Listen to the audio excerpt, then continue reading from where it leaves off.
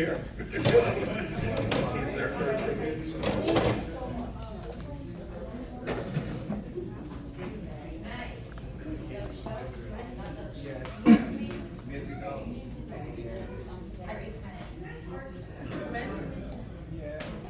The first name is not coming, but the last name is.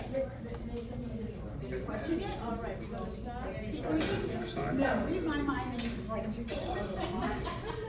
I don't know, but Reggie likes to sit next to me.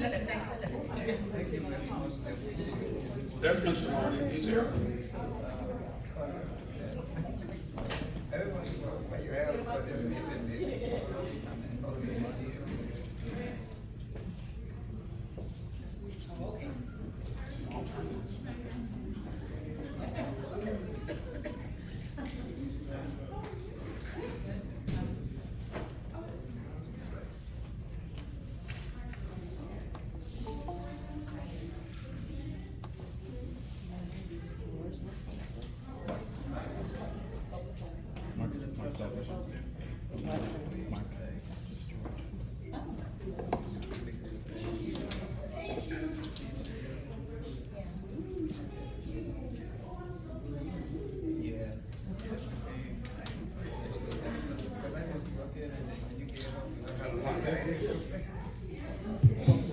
Good evening, everyone. Candidates, have a seat. Thank you very much for coming out this evening. We are making this an educational platform. We're going to share information. If you want some answers, given the time, we may have the opportunity for each of you who have a question to come up here, but that is given if we have time towards the end. If we may all stand, we will only do the Pledge of Allegiance, please. Thank you. Somebody wearing a flag? Okay, pledge allegiance to the flag of the United States of America and to the republic for which it stands, one nation, under God, indivisible, with liberty and justice for all. Thank you.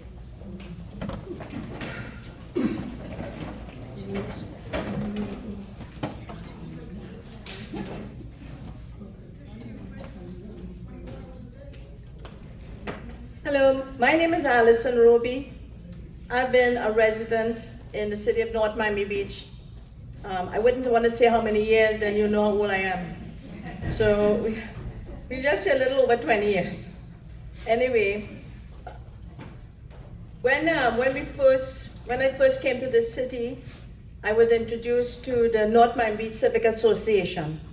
And I'm sure many of you here may have been a member of it once or at some time, and they were great in sharing information. We do have some members here that have been here way before I was. We have Marilyn Bormel, yes, and Muriel Kemp. We have Commissioner Kramer. She used to be part of the Civic Association, and yes, Bruce? Oh, okay, who, everybody knows Bruce Lamberto. Okay. Okay. All right, And Marianne. with Marianne. I saw Marianne, okay, Marianne, yes. Long-standing also member of Club Law and Order, Marianne. Welcome and thank you for coming. And you know, everybody that's here, everyone out in TV land, this is a fantastic city, and there are many things that we can do to participate every day. It doesn't have to wait till an elections, and just keep it in that spirit. What you do today will impact someone. Whether you think about it or not, it does. And we want to thank the candidates here for graciously coming out to spending their time. I'm sure they'd rather be home watching themselves on TV, but they're here. I put their foot to the fire. Okay, one other thing I'd like to do As I said, I mentioned the North Miami Civic Association. There were members and other members of the community that made a difference. And unfortunately, they have passed on. And I'd like to make mention of their names, just a few. Recently, Mayor Ray Maron, he was on the commission, I would say over 25 years. We have Bill Borken, he was also a resident. He had also passed on. And part of the police department, I know of Mike Pons. And I do not know if anyone remembered Lillian Henderson. She would come and she would be raucous, but everyone knew who Lillian Henderson was. She had buttons everywhere. So it's, you know, it's a characters, it's everybody that come together that makes a difference in the city of North Miami Beach. One moment. I wrote a note to myself. Okay, also there was Kevin Sims, he was the pool director.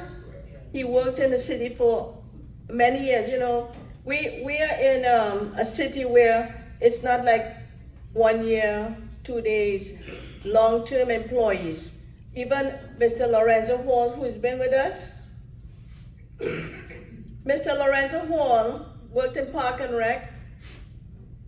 He used to look after my kids when they were 4 and 5 years old. Okay, I just aged myself. Okay. I have also Mary Hilton.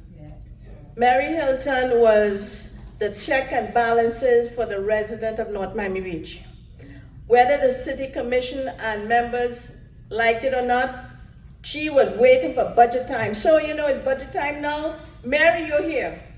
Mary's, she left a print of us, a print in all of us. And if you don't know Mary, I'll be more than happy to give you my number and I will talk about Mary to you. All right, one more. Let's see. Okay, oh, Bob Taylor. Robert Taylor. Bob Taylor, he always had an opinion. If a building was this high, to Bob Taylor it hit the ceiling. Bob Taylor, if you said the building was 10 stories, no, it was 100 stories. Bob Taylor just exaggerated, but he had a good heart. God bless his soul. We all participate. And again, even if, who did? John Julian. Well, he's on my list. Oh, yeah. Yes. Okay, he's on my list too, John Patrick Julian. Yeah. He also passed on recently. He was very young, I would say. And he did make an impact on the community on his own.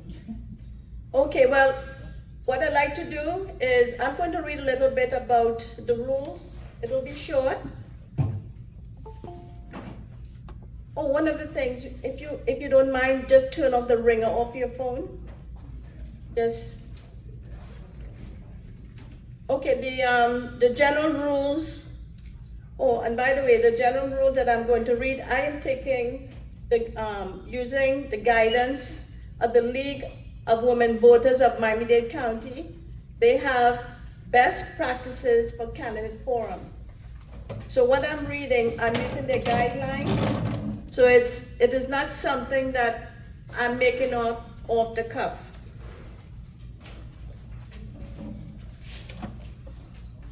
There are no substitutions or standings allowed for the candidates. By agreeing to participate, candidates and partners give their consent to the recording and broadcasting of the forum. No portion of the forum will be used in a political advertisement. Phones, iPads, and other electronic communication equipment must be turned off and not be used by candidates, with the exception of devices that is needed to participate in a virtual forum. And just to mention virtual forum, we are currently being streamed live right now. So those that cannot make it, they're watching the forum as well. So it's not just here. It's probably, we have 3,000 people that can view this forum.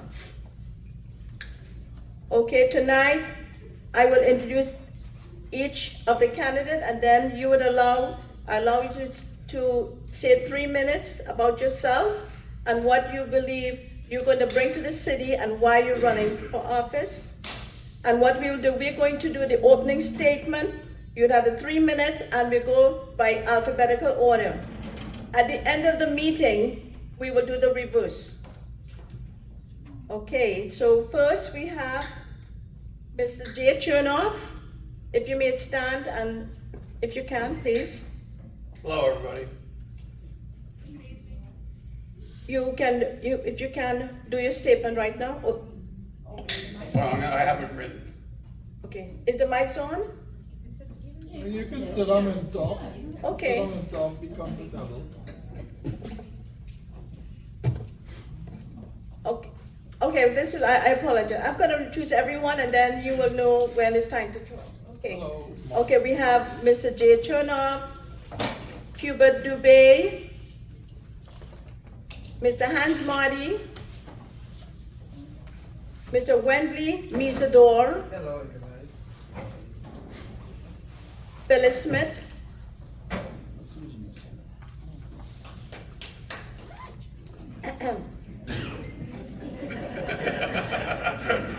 if that was for me, I would take it. Okay, Fortuna Smuggler. Okay, and we have Mark Seville. Sinville.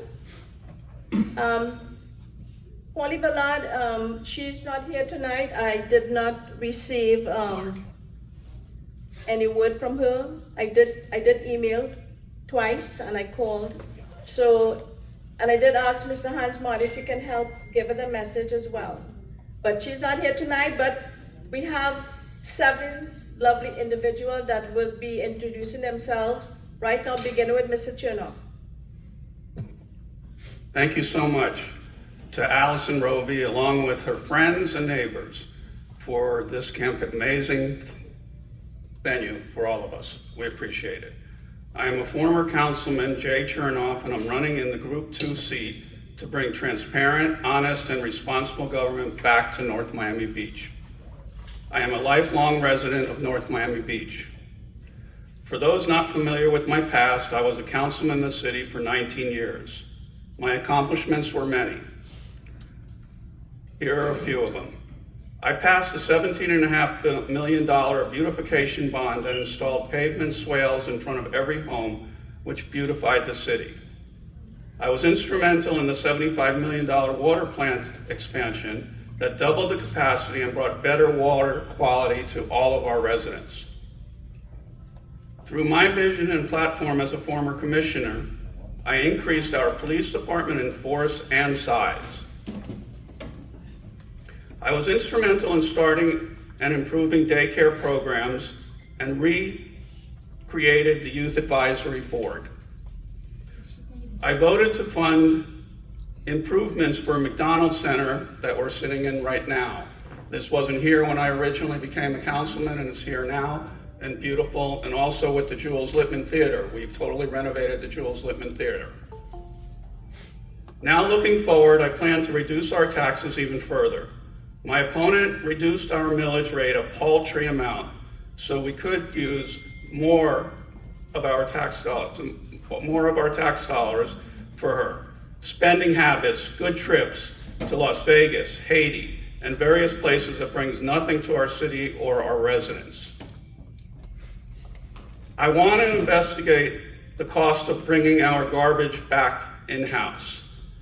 It's a big issue with everybody out there about the garbage and the recycling. Nobody is happy with it, and we found that out with our walking, that there isn't one neighborhood that is happy with it, so we need to really investigate it.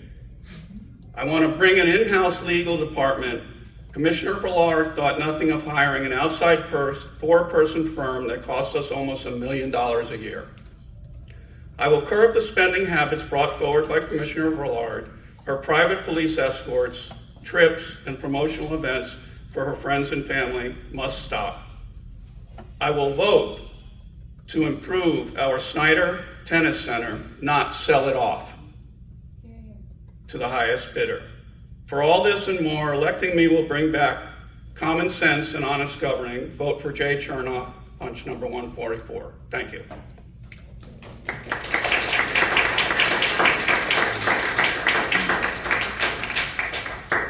One item I need to mention, that at the time, if there's 30 seconds remaining, you would hear something like that. Let's try the ding. The ding. That's the ding. So at 30 seconds, you would hear the ding, and then you know to start wrapping up. Okay. All right. So, Mr. Dubé, the next, if you may introduce yourself. First of all, I want to start by apologizing for not showing on the first debate because I was not aware of sending apology to everyone in the organization. Who am I? I'm a resident of North Miami Beach more than 17 years. I'm a master electrician and certified state licensed of electrical contractor. I'm a father, husband, and family. We raised two sons, Henry Raphael Dubé and Hubert Numbetu Dubé. And I got my beautiful wife right here. My wife can stand up for everybody can see you. So I'm running because in the past 4 years for the city of North Miami Beach, it has become of the core city and needs significant to change and move forward. I believe I need to reduce unnecessary expense, unnecessary events. I believe our residents deserve better than the way you are now. I believe in policy that will be improve the quality of life for all residents of North Miami Beach. I care about the strengthening and issuance public transportation, and I care about strengthening for families and giving them the tools to determine the direction of their lives. So that's why I'm running, and I want to vote for me, Hubert Dubé, on November 8th. Thank you.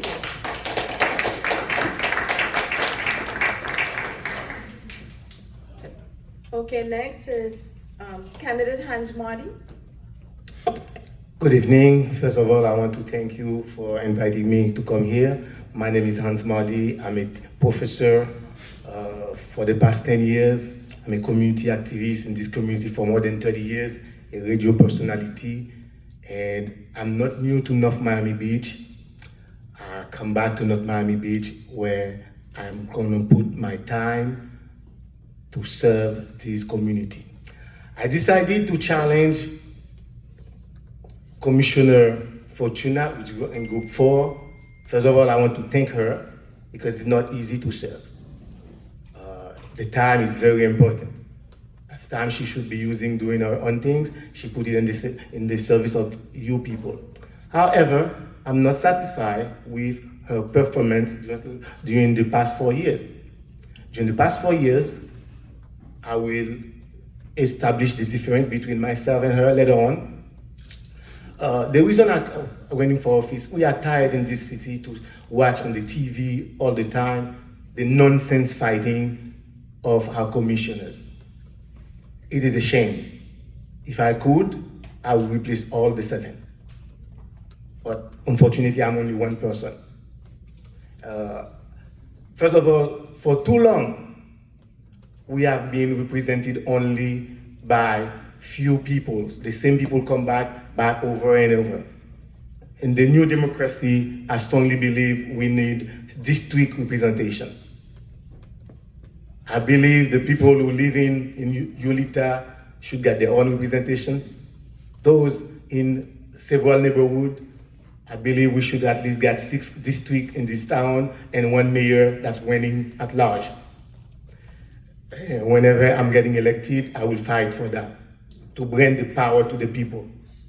And I will also fight to return the sanitation, which should not go for the first time.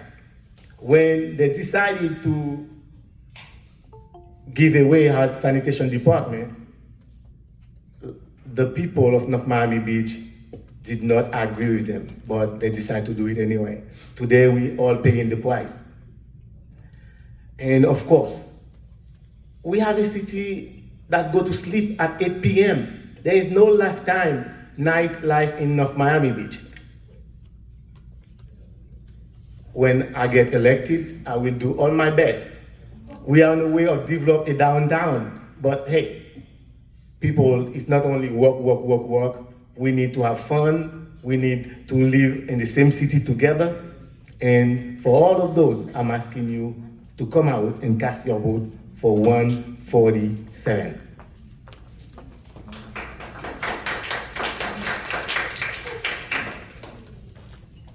Okay, next is candidate Mr. Dawn.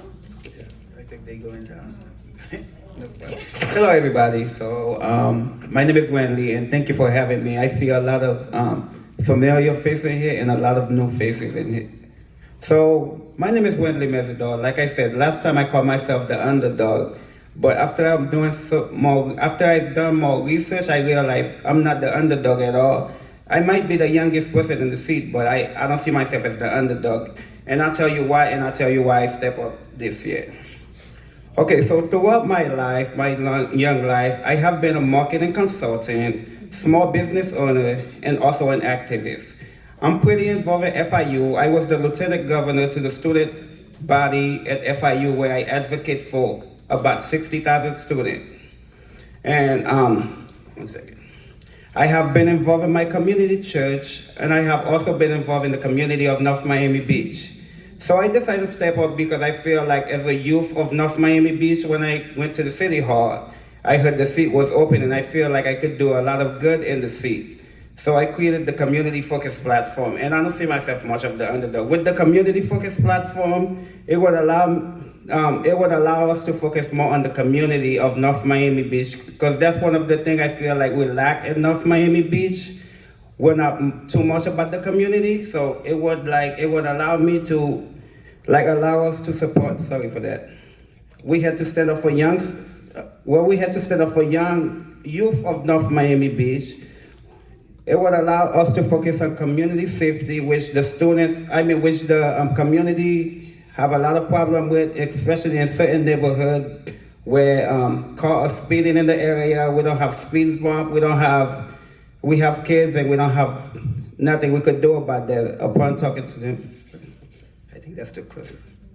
It would allow us to support an economic growth, which I believe that we have to create jobs for those in North Miami Beach, because I don't see the point of us living in North Miami Beach and we should go all the way to Hollywood, downtown, or these other places in traffic when we could create that in North Miami Beach for the resident of North Miami Beach.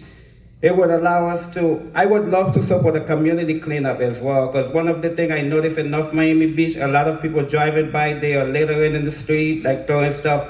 I stand for that. I don't like that. The trash, that's one of the, since we changed the companies, the trash, my mom have a problem with that. It used to come every weeknight, come every 2 weeks, and sometimes we have so much trash that it's not being picked up, so I would love to advocate on that. Like I said, I'm the youngest in the seat, and my action will speak louder than my words, because I have proven leadership skills that will make me stand out as a strong candidate if elected into the commission of North Miami Beach. But you would have to give me a chance. Thank you. My number is 150.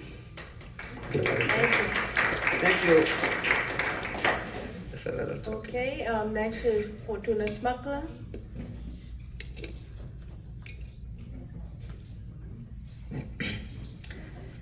Good evening. Thank you, Ms. Roby, for hosting this tonight, along with all that helped her. Thank you to my husband of over 40 years for his love and never complaining when I'm with the residents and with the city and not with him. I am Fortuna Smuckler and I'm punch number 148. In 2018, I was appointed to the commission due to my community service, such as helping several communities in NMB start crime watch groups, serving as the chair of our city's civil service board and the chair of our multicultural committee. Then I was elected. I am running again because I absolutely love being able to meet and help all the residents in NMB that have reached out to me over the last 4 years, and I take great honor and pleasure knowing my vote on the commission is for the benefit of all the residents, as was my vote to bring back the water plant in-house, my vote in 2019 not to raise the water rates, my vote against the waste contract because I wanted to bring the garbage back in-house, and most importantly, being fiscally responsible. I also always ask for more police officers in the budget. I may not get it, but I do ask. I have lived continuously in North Miami Beach for 20 years. While my opponent has moved from city to city to run for office every few years in those cities, moving in and out of North Miami Beach several times.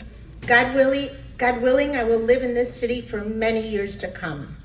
Since the pandemic hit, I have sponsored many farm share food distributions and free mammogram mobiles, placing them in the different communities so it is accessible to all the residents. Each month, I volunteer different food distributions throughout NNB because I want to be able to help all in need and make sure no child goes to sleep hungry. I'm also going to so many of the community events as I have done since pretty much moving into NMB. However, I do have concerns that too many events are overburdening our police department and staff, as well as the costs involved. In fact, I am hosting almost monthly food distributions with FarmShare, and while in budget discussions with the manager, it was mentioned of the cost of PD and staff, and it was decided that it should be cut down from monthly to quarterly for cost purposes, although the food is contributed for free by FarmShare. If reelected, I will continue to do the good I believe I have done and better. I promise you that what is important to the residents and business owners of NMB is important to me. Districting.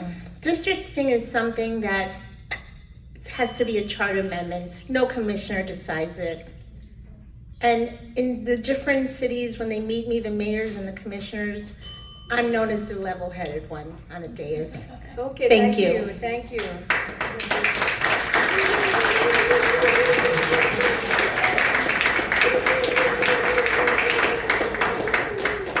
Okay, and now the last.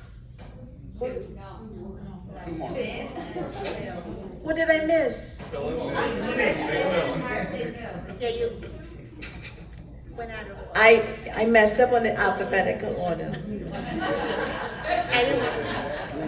It's a lot of S's. Yeah, it's a lot of, that's good one, I like that. Yeah, a lot of S's. Okay. Phyllis Smith. Thank you very much, Allison. Of course, I do want to thank you. I know the effort it takes to put this together. I want to thank the city of North Miami Beach for allowing us to use this room. And I want to thank the staff that has to work yet another night so we could meet each other and you would get to know who you're going to vote for, and if they win, who's going to make the decisions for you. Before I really tell you what my program is going to be for the next 4 years, who am I? I am the proud mother of the beautiful daughter that's here and the daughter that I have by a different mother. So I have Susie and Nancy here tonight, and I am the grandmother of a wonderful young man, Prescott, that today is his birthday. He's 11 years old, and it's the first time his grandma's not in Atlanta to be with him. And my grandson, again, from a different family, but my grandson nonetheless last year in Cornell. So happy birthday to both of them. And now I'll tell you something about me. I was your commissioner for 4 terms. I was here for 13 and a half years. I retired, and that was permanent. No matter who asked me to come back, the answer was always the same, no. And I was pushed to watch a couple of the commission meetings. And I was watching what is going on in our city, and I don't understand what happened in 2 years. I don't understand it. The garbage. We're paying $1 million more, and they're not picking it up. When you knock door to door and you see piles because we don't pick up bulk that's that big, we don't come on the days we're supposed to, and the garbage sits in a street. The water plant. It took me 2 years for a 4-3 vote to make that private. And when they made that garbage private, it cost us everything we had in revenue, everything we had in reserve, and our reputation of being one-on-one to the customers.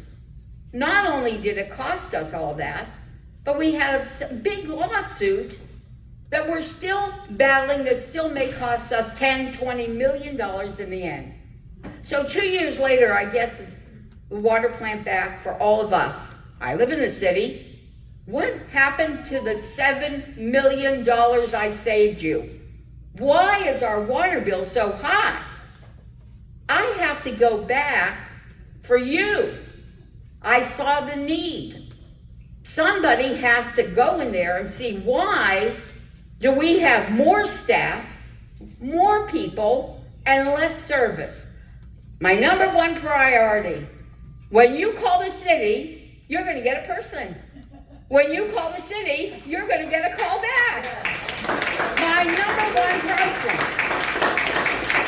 I gave 13 and a half years to this city every day, and nobody calls me back. Thank you, Ms. Smith. Oh, I didn't hear the bell. Did the bell ring?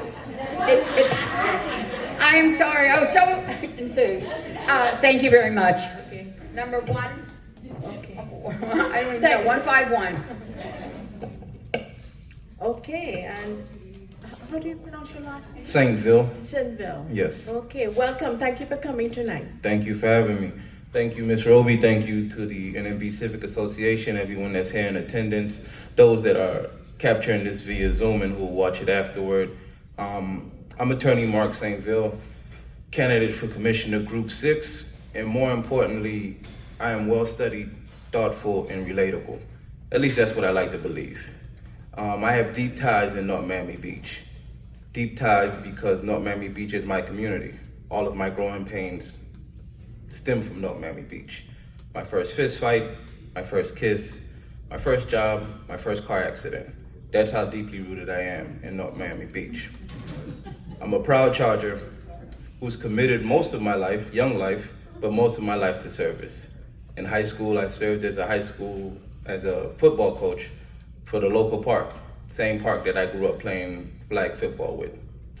I went to college, I got my degrees, I got my experience, and I immediately came back.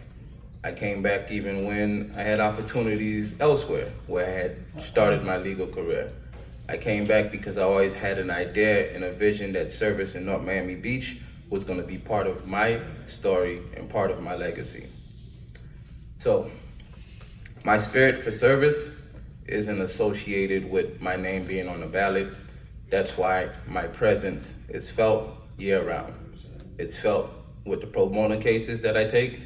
It's felt during the time of COVID when I helped individuals to fill out, to get funding. It was felt with every back to school drive that I do and every homeless giveaway that I do. It is felt because it's heartfelt, it's genuine, and it's going to be felt notwithstanding what happens on November 8th. Don't get me wrong, I want you to vote for me on November 8th, but nonetheless, my presence will be felt. So, my plans for the city are pretty clear. I want for everyone to be aware for everyone to be informed. I want the information to be disseminated in a manner that's easily received and digestible. I want for us to provide programming to the youth because, well, they're our future. Not just me, but those that come after me.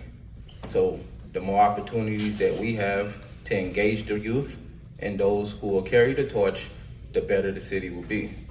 Furthermore, I want to bring responsible growth that will allow young families to come and have little babies, that will allow us to eclipse the 50,000 resident threshold that we need to become an entitlement city. If we are an entitlement city, we will be due certain federal funding as a rite of passageway. That means more funding for the city, more services that can be generated, and ultimately a more efficiently and well-funded city for all of us. My level of experience, that's the first beaver. My level of experience dealing with adversary as a attorney, working as a policy advisor for politicians will all serve well on the dais, and I am looking forward to the opportunity to serve each and every one of you. Mark Saintville for Group 6, punch number 152.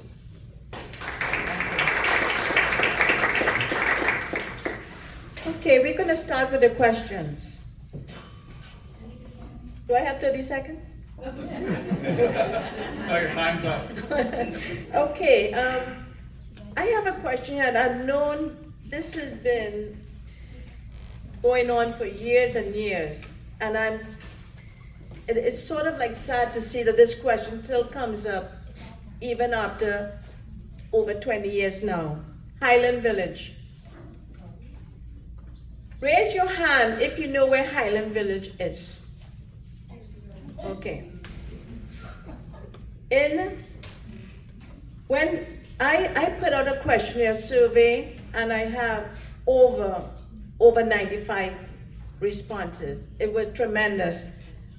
I don't have the email addresses, but when you respond to the questionnaire, the survey, you can only do it once. So at least it reached out to many people in the community, and they are sort of saying there's not enough police presence, and many times would mention Highland Village. So I'd like to ask Mr. Hans Marty, what do you think you can do to stop the speeding, the home breaking, and the shooting that's a problem in Highland Village? For years, Highland Village has been an eyesore for North Miami Beach. It's always been a problem there. Problem because of the kind of housing we have over there, problem of the demographic we have over there. Don't forget, Highland Village is open to the other side of city, North Miami. It's a very difficult issue. We need the presence of the police over there almost all the time. But most of us, we need the help of the people who are living inside the Highland Village themselves. This is the problem we can address together, but we need them to stand up, not to make Highland Village like some places where everybody can come and commit any kind of crime. In that way, I think the police department need to step up, the churches over there need to step up, and all of us need to put together to save Highland Village. Today, Highland Village, if you look at it, every single other spot in the area are being developed except Highland Village. It is something that the city needs to think about what to do with the Highland Village, because we cannot let it go. And this is the only part presently in the east side of the biscuit. We need to step up and together and decide what to do with the Highland Village. One moment, please. I need to talk to my clock taker here. One moment.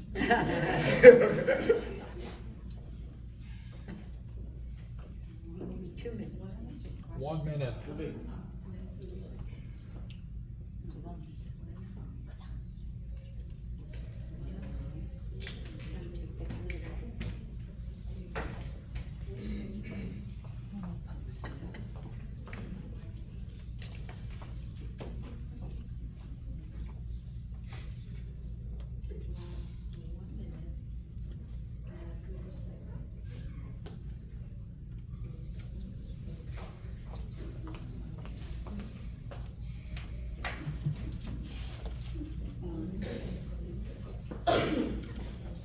you. Okay, now that we have straightened that out. Ms. Roby, before we move forward, can I ask Yes. point of question? I know last meet and greet, we had rules stipulated as to acknowledging the speakers and clapping, wait until the end. Is that being implemented, or are they free to You know clap what? after each speech? I just want to know. sir. I have no problem everyone clapping and enjoying themselves here. Okay, thank you. Feel free. This is a family. I want to say everything is family to me. This is a family type of event. Feel free and express yourself. Just as long as you don't go over the minute and a half. Okay. So now we got that. Now, I'd like to know if Ms. Fortuna Smuckler, what would you like to add to that about Highland Village? What would you do to lower crime in that area?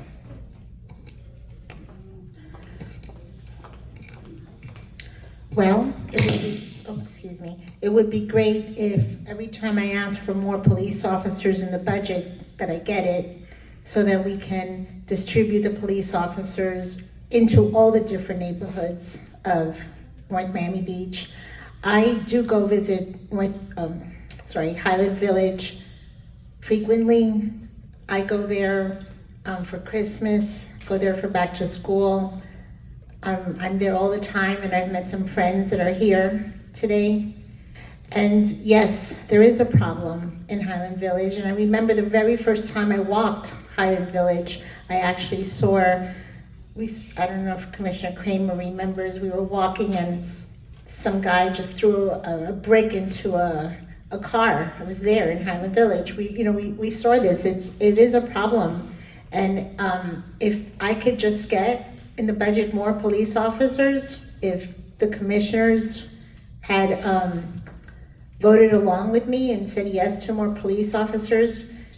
We need better code in Highland Village. When we recently had a town hall meeting in Highland Village, and the city stepped up. They started giving speeding tickets. They started watching more. But that kind of stops after a while, and I wanted to continue, and we need more police officers. Thank you. Thank you.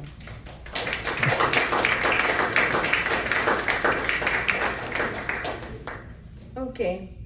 We have been seeing a lot of campaign signs. Everyone is, participating in the election. Their signs are out, and there also signs are being taken out. It's illegal to remove signs from wherever the candidate placed it. The only people that can remove those signs is code enforcement and the candidates themselves, or with the permission of the owner, to whom initially gave authorization to have the sign in their yard. I have seen signs that have been defaced with paint. I will tell you, it's not good. I'm not saying the candidate is doing it, but maybe some of their, followers would like to deface the sign. But guess what? That brings more attention to the candidate that are being treated like the underdog. So if you think that you're going to remove sign and paint the sign, guess what? People are going to love that candidate even more. So please, just curb it, and let's have a fair table for everyone.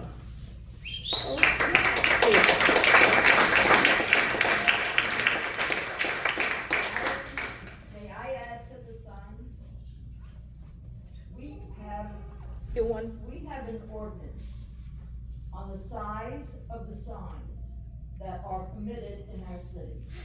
And you have said everything. They must get permission from the private. The signs cannot be on swales, and they can only be up to a certain size. We have a commissioner who does not read the rules and regulations. And she has 3 or 4 signs that are way over Okay. the limit of the size of the sign. Okay, I have to stop you there. The problem is code enforcement. May I say something? No. Let's, Well, No, from what I understand, and from what I hear on the underground or whatever, they are not committed, or they will lose their jobs Okay, if they touch her sign. okay, this is what I'm getting at. We have ordinances and rules in our charter. I would like to see every commissioner here who gets elected to not take advantage of the employees when they do get in office. And I'd like to know, what are you going to do when code enforcement tells your opponent their sign is okay, but yours is not okay? And you are, That's what we have. right, and your sign is the right size. Do you agree that code enforcement should step back if your sign is correct, but your opponent's sign is not? I'm gonna ask you that question. Yes. And what would you do to enforce it? I think that the ordinance, Not to spend for myself. Okay, thank you. And to Mr. Chernoff, I'd ask you the same question about curbing spending right now in the city. The spending right now is out of control, without question. When you get these things called a P card that the council all have right now, there's supposed to be a budget on it. Well, the city manager is the one who's supposed to enforce the budget. The city manager isn't enforcing the budget. He also isn't enforcing the budget with the last question, where I personally was told when I brought 2 violations to the code enforcement, they've been told not to deal with them, not to touch the signs. Thank you.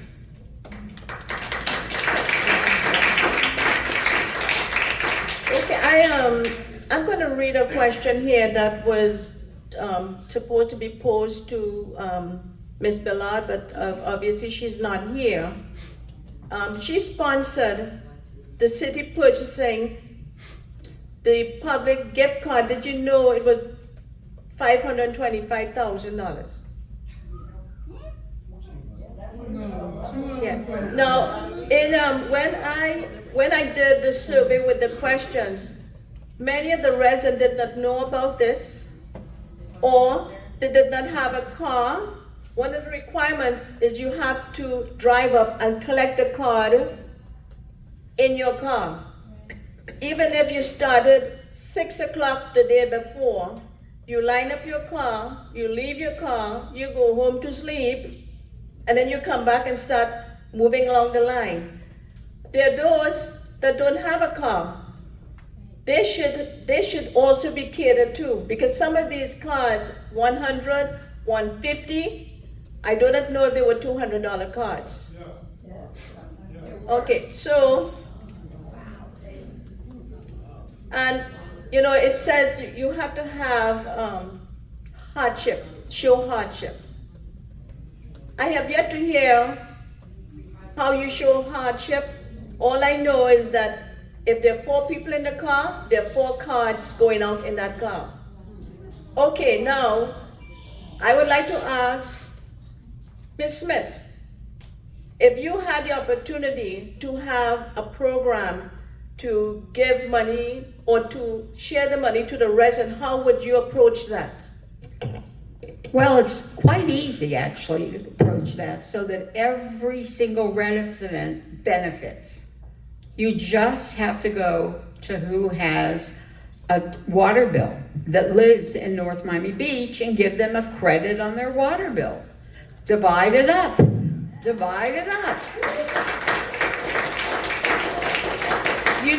There's a lot of programs. There's a lot of programs that'll benefit the entire city.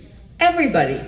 Just because somebody lives in a big house doesn't mean that they're not financially strapped. I'm telling you that when you built the house 52 years ago, when you built the house, that was one time in your life. But when you fast forward where the income is diminished and the expenses are a lot more, let me tell you, the big house isn't everything it can be for a lot of people. So the real need is for us to distribute any findings equally. Equally. And if somebody doesn't need it, let them give it to charity.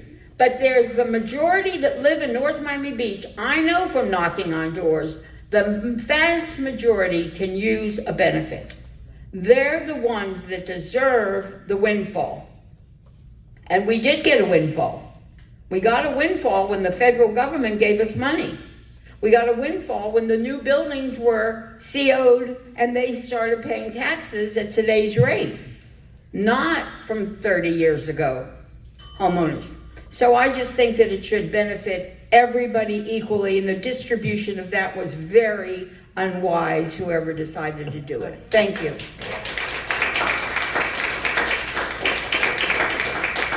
Okay, with a show of hands, I would like to ask the candidates, if you had the opportunity to share and distribute the money, just as Ms. Smith said, would you do that correctly and not discriminate against those that do not have a car, those that have a job and cannot make it there, those that are single moms that cannot leave their kids home to get a public card? I want you to pledge that everyone will be treated equally. Show of hands. My question was that you will, when you get the spending, that you would distribute these cards equitably, and not because you have a car, that's the only way you're going to get this money. Okay.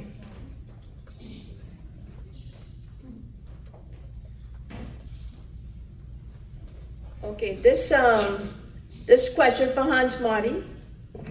You mentioned you would replace all 7 commissioners if you could.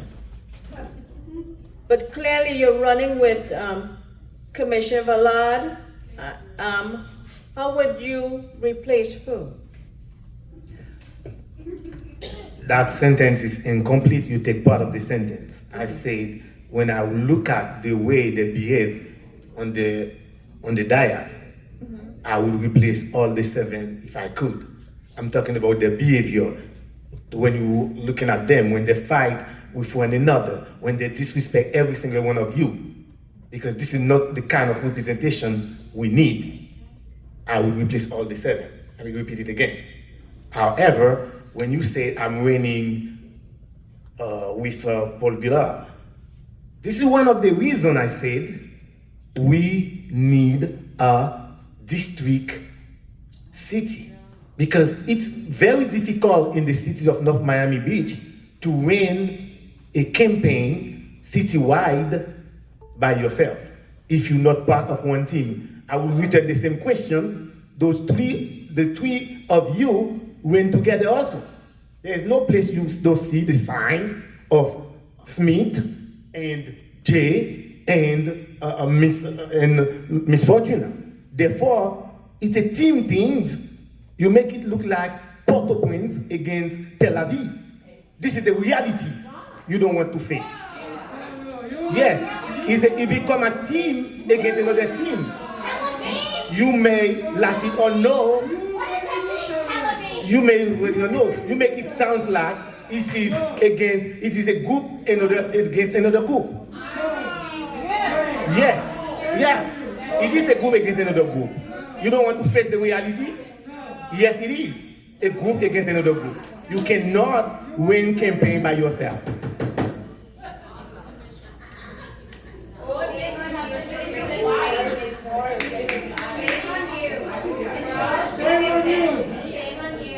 Yeah.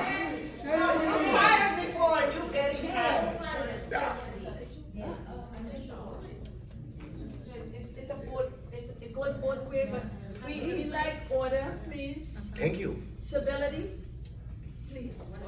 I love the passion, everybody. I love the passion. Keep it up.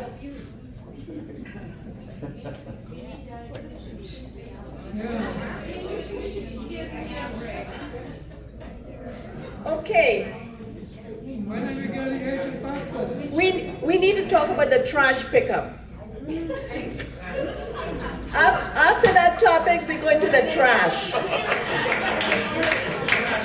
Okay. in years past, we used to have 2 bulk trash pickup every month. And you have to admit, back then we did not have recycling. But when recycling did come on board, we had it every week. And we paid a certain amount of money.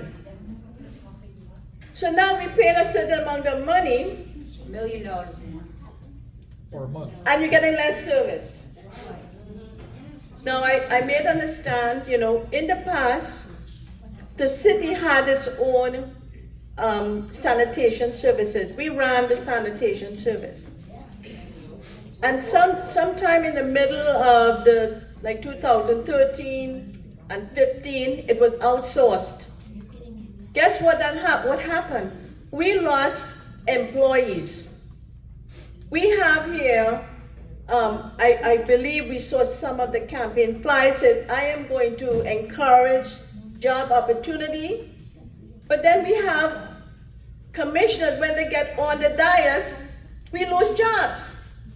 And also, police jobs also. There was a time when there were 17 police officers that lost their job. But guess what? They were lost because they were the last coming in. And unfortunately, that was what was used to eliminate the police at the time. But now we're going to go back to the garbage. So we had, at the budget time, I believe, they said if it came in-house, it could be about $45 million over 10 years. But if it was outsourced, guess what? It's $85 million and they voted for it. It passed at $85 million. So I am going to ask the commissioners now, because I know based on the survey, many of the residents, they want their recycling back every week. And you know what? If you're paying for more money, we want our bulk trash back twice a month. We pull back on the containers. Okay, then one more thing before I let go. I do understand, based on the survey,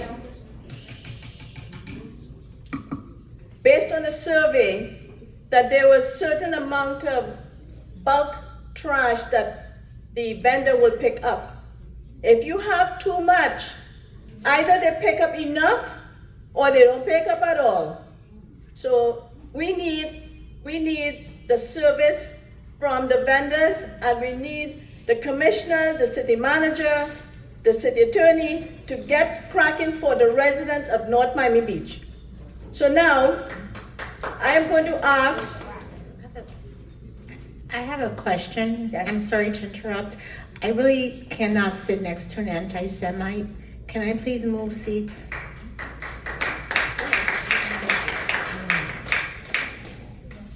Okay.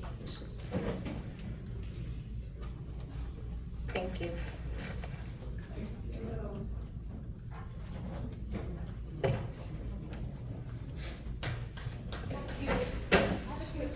Wait, so this question is for Mr. Misador. What would you do with the garbage? Do you think it's the way it is right now is good, or what can you do to improve the services to the citizens of North Miami Beach? Yeah. Oh, sorry. Hello. I don't like the way it is. My mother been a resident of North Miami Beach for over 17 years. Even though I was a younger kid around then, I see how it used to be in North Miami Beach. So she complained about it many times, because we do recycle at the house. We also, we're Haitian, so we cook a lot at the house. So, so sometimes, just to wait, like it used to be every other week. She complained about that many times. We don't know the sources of it, but she complained about it many times. I believe if we advocate on it, we have a team that vote into it, we could change, we could reverse the process again, but she complained about it, so I don't like the way it is right now. I would like for us to, as a commission, we could, if we could agree on it, we agree on it, we reverse it, that would be something I would advocate on. Thank you. I'd like to ask Fortuna Smuggler, how would you address bringing back better service of the trash to the citizens of North Miami Beach? All right, thank you. As some of you may or may not know, when we did the contract with Coastal, I voted against it. And the reason I voted against it, and I was very clear, I said to them, you might be an amazing company and you may not be an amazing company. My vote against you is not about you as a company. My vote against you is because I want to bring the waste service, garbage service, recycling, everything back to in-house in North Miami Beach.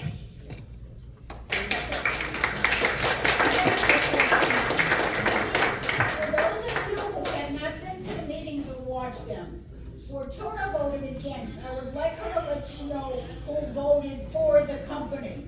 And that's gonna help you when you go to vote. Please tell them who voted for the company and to cut our services back. I think it was all the other commissioners. It's okay. Yeah.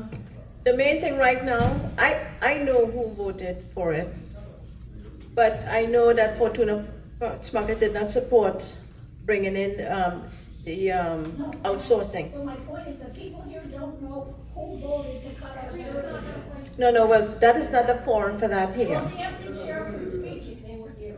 Okay. Yeah, that's not, she should be disqualified for being in, if they weren't wise enough to come. Hey, excuse me, can I speak for the crowd, please? We're here to speak and hear from the candidates. Right. That's what we're here for. We're here to hear what they have to say. This isn't a town hall meeting. This isn't a public affair where everyone has a vote. Can we respect the candidates? Let them answer the question in the proper form and the cards that were given them to ask them. If we want to ask questions, that's why we have town hall meetings. That's why we have emails, phone numbers, and whatever. This isn't the establishment right here where we ask those questions. These people are going and they're going to elect. Okay, thank you. November 8th. Thank you. I agree. Thank you. Thank you. Okay. No. You. No. Listen. Okay. Okay, everyone. Let's go back to the candidates. Okay. Now, let's see who here. Mr. Chernoff, would you support bringing the garbage back in-house? I would support it, but before we support it, I'd have to see how we're gonna do it. Unfortunately, they sold off all of our assets and got rid of all of our employees. So how much is it gonna cost to get it back, to get employees, to get new trucks, to get everything that we need to do to set it up? But yes, I'd be for it. Okay. Ms. Smith? Okay, so this is important to me, and thank you for recognizing me. At the last forum, I was accused of being a liar, which is something I'm not at 76 years old, over the garbage vote. So we went back to 2015, and I always voted no, and no to bring the garbage to a private company. Now, the majority of the people voted yes. So yes, I had a yes vote. I had a yes vote for the contract. And the reason that that's important for you to know is because if I didn't vote yes, your garbage wouldn't have been picked up. They already said they're going to outsource it. But not only was that, the company that I voted yes for 3 years, lost a fortune. The residents gained. Their service was good. Their price was too cheap for them. And so therefore, they didn't even put in a bid to come back to try to be our permanent garbage men. When I get in there, the first thing I'm going to do is make the chart. How much does it cost to rent the equipment back? Let's just rent it for a year, 2 years, until we can build up enough revenue to purchase the equipment again. Let's get the employees that care about the residents the people that will get out of the garbage can, for the elderly lady that's having a hard time bringing down her can. Let's remember that this city is for us, and I will bring back the garbage. Thank you. Mr. Seville, you would like to add to that? Yeah, I had a pretty robust comment last forum about the garbage. I mean, resolutions are recorded. Ultimately, at the end of the day, the services were in-house. They went out-house. We lost all of our infrastructure to allow for us to provide the services to the resident at the price point that we did. And now bringing it back in is gonna be a challenge. But luckily for the residents in North Miami Beach, it's a challenge that I'm up for, a challenge that I think if we put our heads together, we can overcome. But the record speaks for itself. August 18, 2015, Resolution R 2015-71. Trust me, if it's one thing you don't need to advise me on, it's reading legislation. Thank you. Okay, oh, hello, okay, everyone. Okay, thank you very much. Sure thing. Oh, yes, Mr. Dubé, you'd like to add to that? Yes, I will support the garbage woman to come back home, because if you pay $1 million more, how come we guide the city doesn't come back the city back home? We can get more service, we can get more employee, and then get the economy grow up. Okay, Mr. Hans Mar, do you want to add to that? I remember when I was sourcing the garbage company, I spoke against it, but it did happen anyway. And when I get elected, I will do everything possible on my power to take the challenge and bring need back home. Thank you. Okay, I'm not a candidate. I'm not a, One candidate missing, if I could get him on the video. What is his take? Is it all? Ms. No, Brown, he yeah. did say, he said. You saw it? Yes. He was first. thank you, Mr. Kazan. Good, thank you. Mother's a good cook. Okay, I know I'm the moderator, but I heard on NPR, there was a study 25 years ago, a model city, let's say Springfield. They outsourced everything. Outsourced the garbage, the water, outsourced the city attorney, outsourced everything. And after 22 years, they realized they could not sustain having to pay all the money, whereas it's like paying rent. Maybe there's a time you need to own your own home when you can. Just as well as outsourcing, it's like paying rent. You have no more control over your vendor. You just have to keep paying. So what has happened, this model city could not sustain anymore, so they stopped. I will have to look at, get on the NPR and look for that segment again. But it's painful, but it can be done. They're now bringing back their own sanitation. They have employees. The people in the city are now employed, they have jobs. So it goes hand in hand. Somewhere along the line, even though it's painful at the beginning, at least you have control over the spending versus just the vendors. Okay. See here, Mr. Chernoff. Yes? Okay. Your opponent, Commissioner Paulie Vallard, has used the city's bank account, traveled monthly to places like Las Vegas, Denver, Haiti, Salt Lake City, and staying at 5-star hotels. They're racking up bills exceeding $20,000 in the past 4 months. Will you do the same? Absolutely not. How much will you spend? Whatever I'm budgeted, I'll look at the budget, and then depending on if I was traveling for the National League of Cities or the Florida League of Cities, that's where it would be spent. If for everybody to know, when council travels to the National League or to the Orlando, the Florida League, they don't put them in beautiful places and expensive places because it would be in print that we all went to this place in Las Vegas and stayed at the Bellagio. It would be headlines in the paper. And so they always take us to Kansas City in December, okay? Good luck, guys. Boston in December. So cold. No, the bottom line is no, I would not absolutely spend my budget. When I was a councilman, we got $1,000 a month as a budget. And if we didn't spend it, it went back into the kitty. And that's the way it should be. Okay, thank you. Ms. Fortuna Smakaran, you are currently a commissioner right now, and you're running for re-election. You have a budget. Did you make these travels likewise? Where did you make your travel, and were you, did you look at your budget? Did you overspend? I know I'm putting you in a spot here, but we want to hear it from you. Did you overspend? I did not overspend. I went to Orlando because I'm on the Florida Advocacy Board, so I went for that. And I went to Tallahassee for one night as well.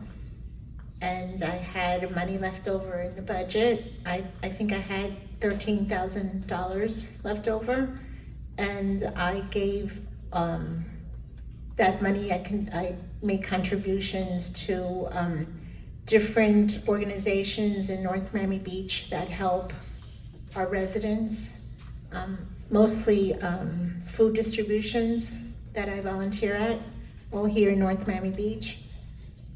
And I gave to PAL. Also, I gave to the Humane Society here in North Miami Beach. So I everything that was left over went to donations to help in North Miami Beach. Thank you.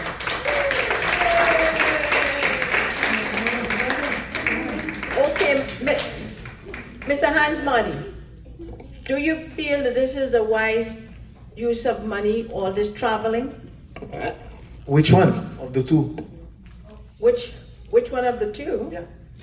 Are you talking about her spending, or because you also mentioned Commissioner Paul Villa spending? Which one? Let me ask you this.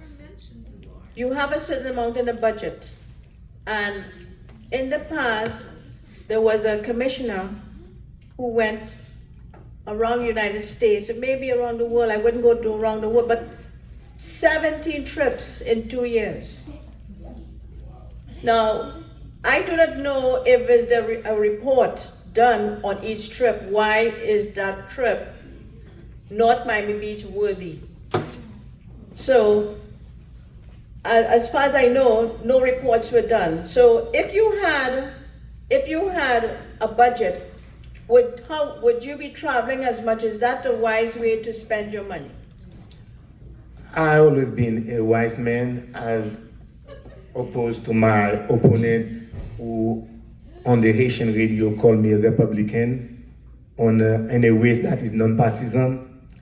I will use money which is allocated to travel, but I will not travel for fun, to see my family or my friends. If I travel for the city, if I spend 100, expect me to come with thousands, because I'm a politician. When I travel, I will travel for the city to allocate money for the city I'm representing. Thank you. Very good. Thank you. Mr. Misado, we have quite a few abandoned homes in our neighborhood and maybe in other neighborhoods around the city. They're in poor condition. Most of them, no one lives there, and obviously code enforcement, at least the signs of it, code enforcement may not be looking at it. What will you do about abandoned homes in the city of North Miami Beach? Good question. So I do have a friend who is a realtor in North Miami Beach, which is very good for the community as well. She's doing pretty great. So I've been at home in the community. I always tell people whenever I talk to them, whenever I go to their house, I try to communicate with them. We want more people in North Miami Beach instead. They help the community more instead of people moving out of North Miami Beach.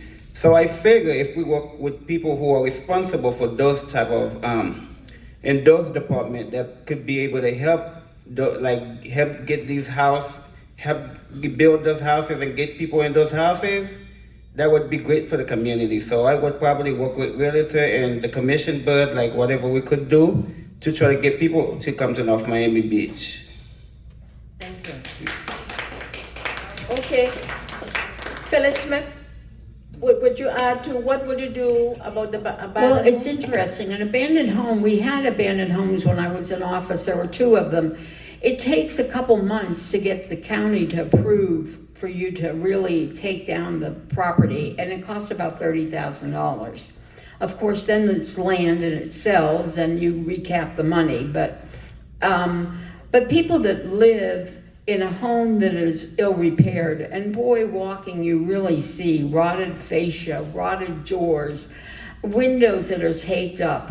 Again, I say, instead of giving out food that's gone in 4 or 5 days, let's give out money so people can go home and enjoy their family in something that's safe, that's habitable. Let's also remember something. There are plenty of people that can come in with services. There's grants. We just have to work hard, work together. That's a big issue here, where the departments aren't working with each other so that we can bring these buildings, these homes, these whole.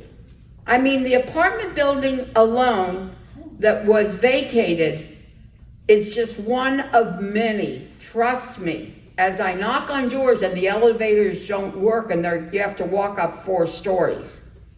And I can't even report it because then everybody will be evacuated from that building. I can only say we have to work together, we have to have programs that make sense, and we have to stop hiring so many people at the upper levels so we'll have money to pay for it. And I plan to do that. Thank you.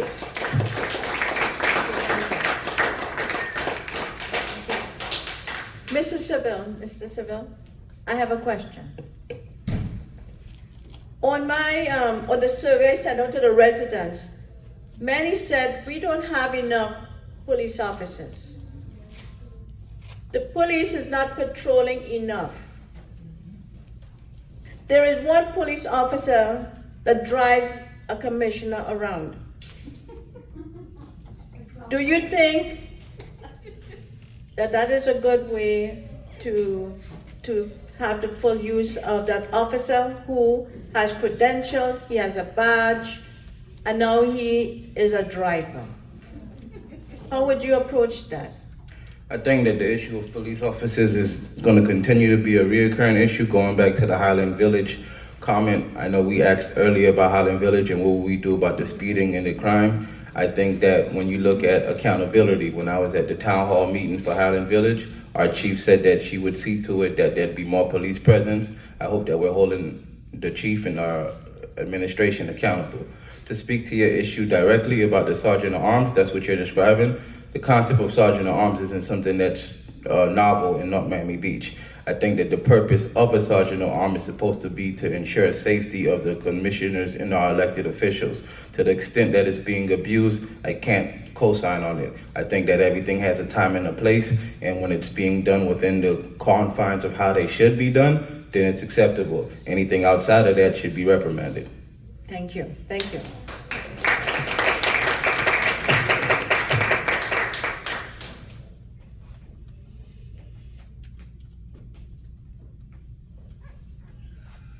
Okay, this is addressed to you as well. Do you understand the purpose of having code and ordinances? Do you understand that code enforcement staff are required to enforce these codes? This includes political signs, commercial signs, and banners.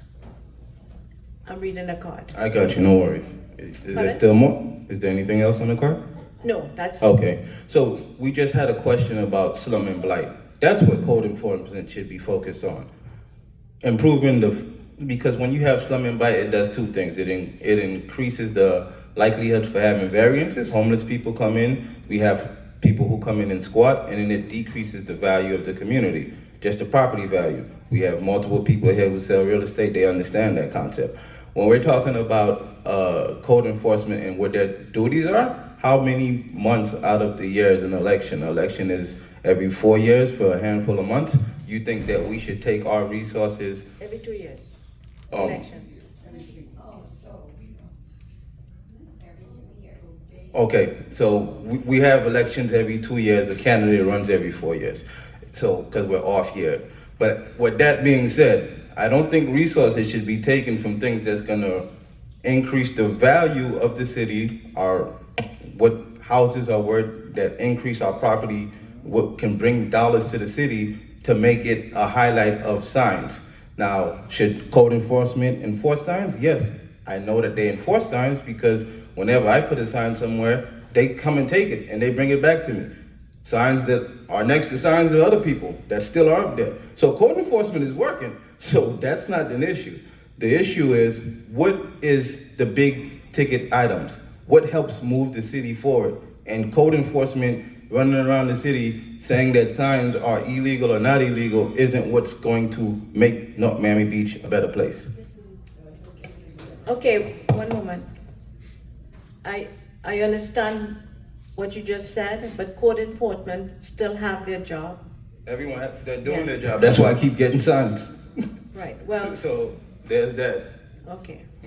So they still need to do whether, if the sign is not in the right place, Right. or if it's not in compliance, code enforcement need to do their job and do it so that they're not reprimanded for doing their job the right way.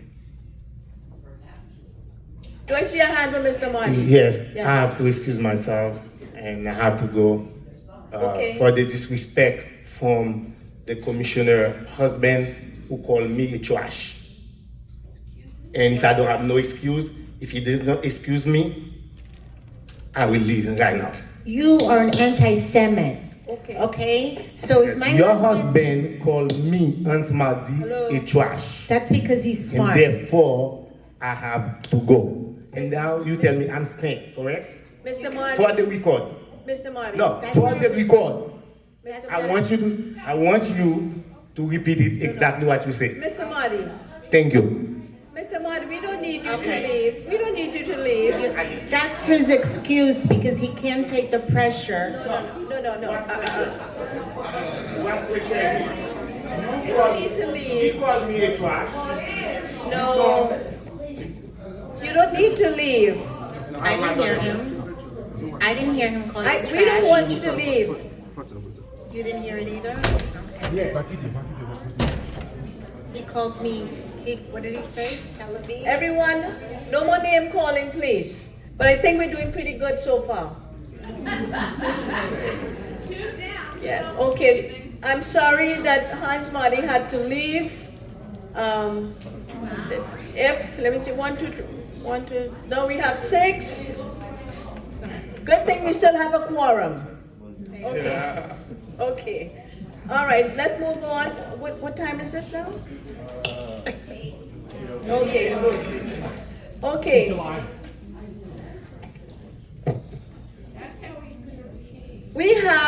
We had the library and the pool, which are amenities of North Miami Beach. I believe recently they passed it that anyone at the age of 18 and younger can use the pool for free. I believe that borderline may be age discrimination, but maybe you have a different take on it.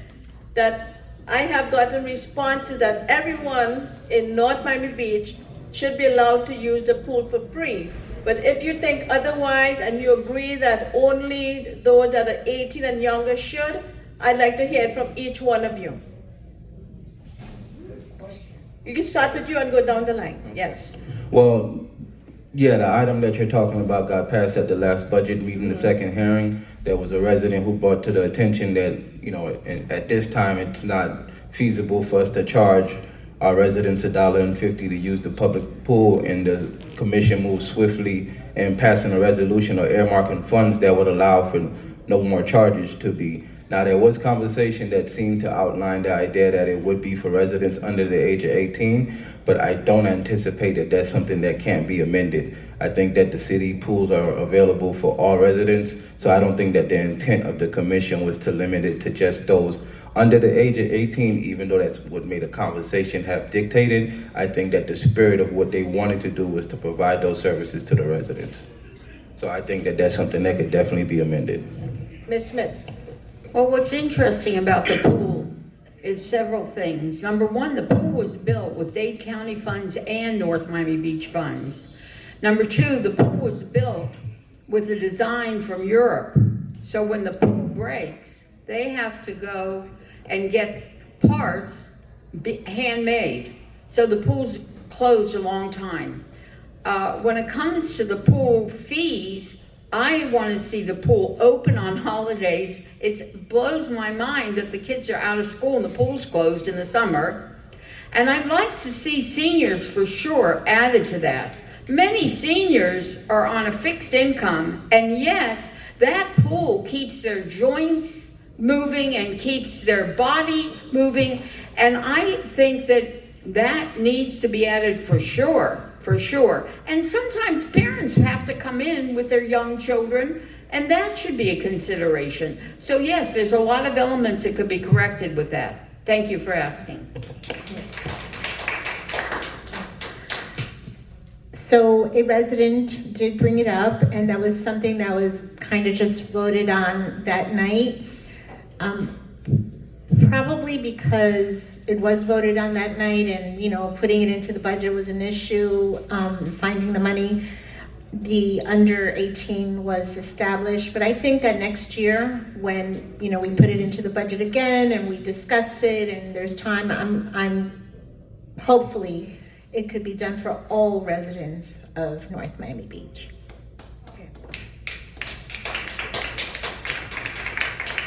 Yes, I would like to follow up on Commissioner Fortuna.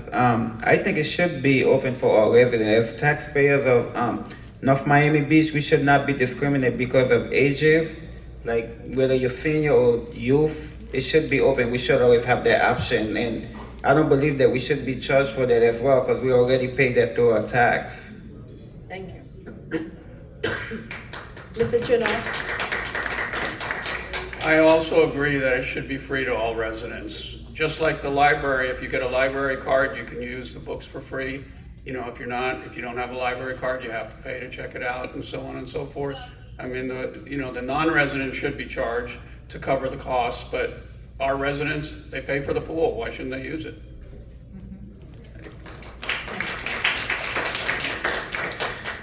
I believe all residents should be used the pool are free, because as soon as they have a lifeguard can save life. I don't have any problem all residents to use the pool. Thank you. Okay, one of the other questions that we had on the survey was the 3B car service. Similar to the tram cars that goes around the city. I've seen many students use it when school is over. Another time when there's no school, there's nobody on the tram car. But I believe it's still a good service for the community. I've heard recently of the freebie car service. Does everyone know what the freebie car service is? Okay. Mr. Dubé, how much does the city charge for the freebie car service? Do you know? Or does anyone know what does it charge to have the freebie car service? The city, they don't pay. The city, the residents. It's free. No. Okay, one moment. So it's not just because somebody said it's free for the residents. It's actually not for the residents, because if you live somewhere else and you put yourself in the city of North Miami Beach, it will take you. So you don't necessarily have to live in North Miami Beach to use it. You just have to be in North Miami Beach to use it. And to travel throughout North Miami Beach. Okay, Ms. Smuckler, so therefore you may know a little bit more about Freebie. Could you tell us more about the service and how does that benefit the city of North Miami Beach residents, and does it benefit other residents? Let's say they live in Aventura, but they happen to be visiting in North Miami Beach. Do they use that service too, and it's free? You can only get picked up and dropped off in North Miami Beach. And is the service? It's free for the people who are using it. It's not free to the taxpayers because it's coming out of your taxpayers' money. So could you tell us how much money does a taxpayer pay for this free service? I think it was like 500,000 a year. So I believe this is a pilot program. Correct. Should we take this program on, what would it cost the city when we take it on full-time? Is that gonna cost us more than $500,000? Well, like you said, it's a pilot program, so we first have to see if it's gonna work out or not. I mean, I have seen it driving around, so somebody's using it. But, I guess next year when it's time to come up in the budget, we'll see if there's gonna be more cars added or less cars added or taken away, or, it's something we have to determine. Okay, so I'm gonna ask everyone here, how many raise of hands knew about this freebie car service? Geez, I'm like the last one to know. I just found out by my survey. Okay, well, thank you. Okay, thank you very much. And of course, if it's not cost effective, like we do have the tram car, the tram car, that we want sensibility in spending. That if it's not working, we need to cut it out. Excuse me, moderator. Yes. Ask how much of them use the freebie. How much of you use the freebie? How many here use the freebie? Don't fight to raise your hand up too fast. Okay, 1.5.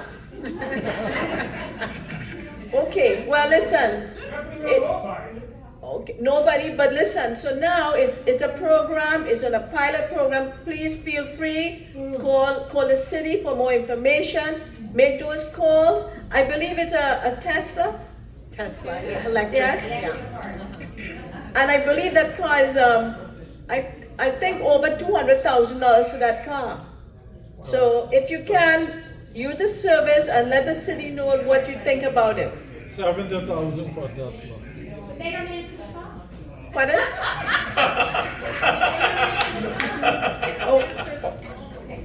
Okay, all right, let's continue. All right, let's see, check. Time. 8:15. Okay, what I'm going to do, because everyone here had been so great, I am going to have now control. I'm going to have 5 at a time come here and ask the question. Who would like to, we make 5 people come up here and ask the question. Okay, come on up. Oh, you jumped the line. Okay. Come on, ask your question and listen, we try to make it even to everyone, don't target just one. Okay, this is for everybody. An important thing to me is when I send an email to a commissioner that I get a response. If it's something I see, a trash can in the middle of the road, like a commercial trash can in the middle of the road that's picked up and left there, like anything, if I write, I want to be able to get a response and know that commissioner is paying attention to the issue I'm saying. What I'm finding now, I had some very, very important issues that I felt were not at a healthy place for the city, and I wrote to all the commissioners a few times in the last year, and I generally get back from Commissioner Kramer and Commissioner Smuckler. Those are the only two that will write me a reply. Once in a while, I'll get back, I got your email. But in general, especially a person, if I'm addressing it to one, but sending CCs to everybody else, including the mayor, I don't hear. And so a stickler I am is I like to look people in the eye and say, how would you respond if I as a constituent see a problem? Do you want everyone to answer? Yes, if they could just say quickly. Okay, 30 seconds. Everyone, that you respond to your email, the phone call, if you do get the messages from your staff. So please. I think responding to emails and issues from let me put it this way. When you vote an elected official into office, you're their boss. So just like if your boss reaches out to you and tells you something, you respond, you follow up. If a resident reaches out with a question or a concern, the normal courteous thing would be to follow up. So you have my word that that is something that I'm committed to do. Thank you. Well, in all honesty, I'll probably call you or I'll come over rather than sit there and email and make sure it goes to the right person and make sure I spelled it correctly. But with my new aide that they all have, that I don't have any idea as a public servant what that aide does, I'll have a lot of time. So, yes, we can even go to lunch.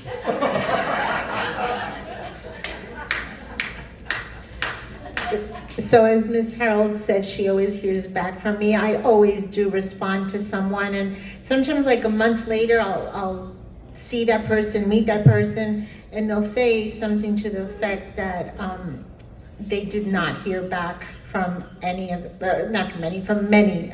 They did not hear back from many of the commissioners. It's actually pretty funny. I think one of the reasons, like a lot of people forget when they running for the seat, they make you promises that they're gonna do this, they're gonna do that, but once they get to the seat, it goes the opposite until election time coming again, and then they come. I feel like you should always be open to the community, because as elected officials, if you elect them, we make you a promise that we will respond to you no matter whether it's email. I'm not a commissioner right now, and I still go to people, try to help them out, like go to their house if they need something done. I try to help them, so I figure you should always be open. My number is on my flyers, and that's actually my number, not a campaign number or anything. If I become commissioner, I will be open to everybody, whether I have to go to your house, I'm mobile. I don't just like to sit in a chair, I like to actually travel. So I'm open, and I will reply. Thank you. My response is absolutely they should be responding to the resident that reaches out to them. That's what it's all about. You serve the people. That's why we're up here. Thank you. All my residents respond as soon as they have a problem because my resident is my boss.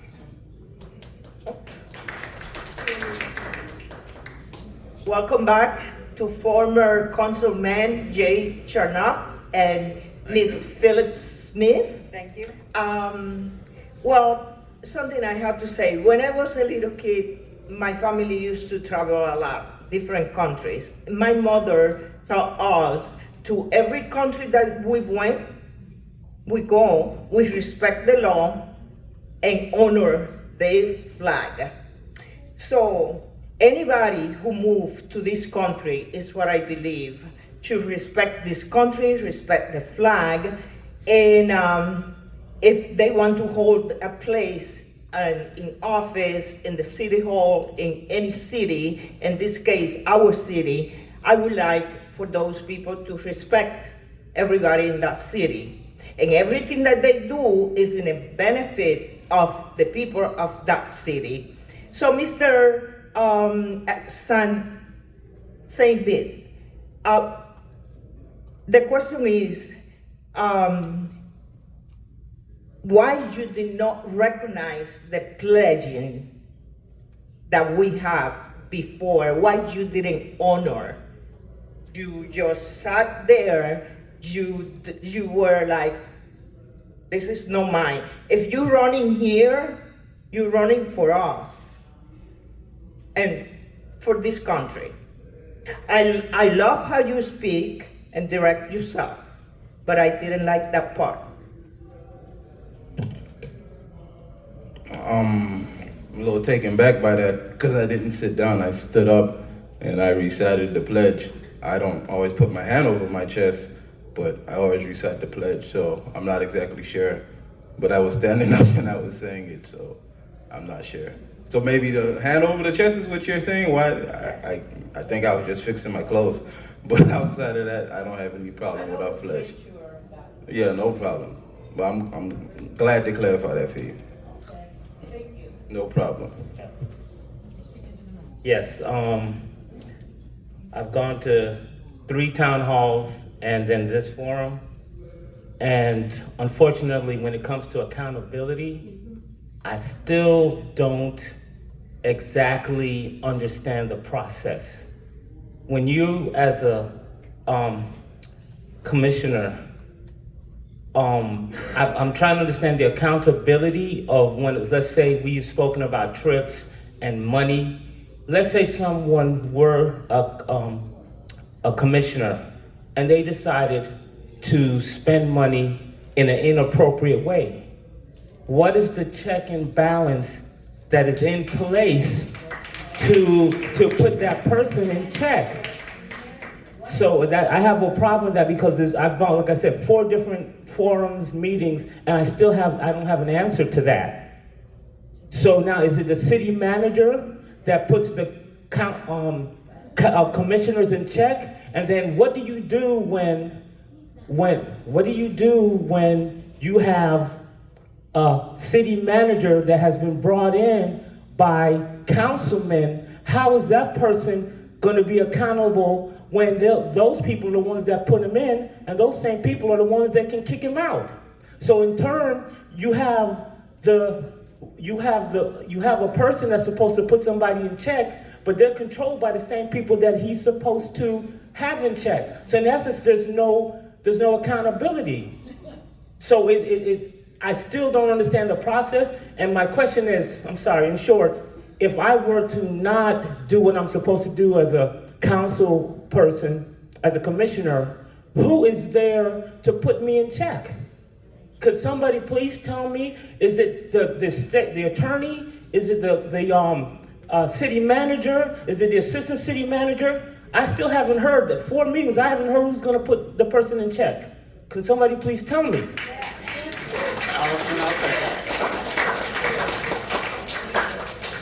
The way the system is set up is the mayor and council hire the city manager and the city attorney.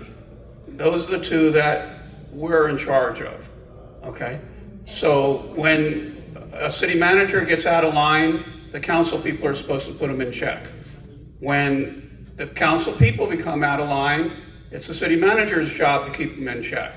The city manager prepares the budget, creates the budget, and controls the budget.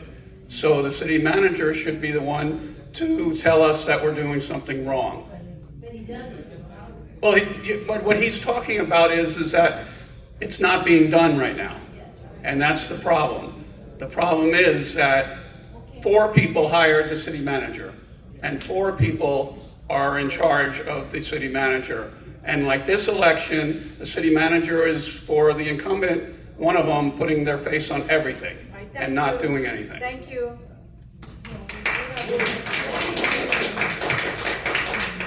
This is just a quick question, Commissioner, because obviously the trash is the elephant in the room.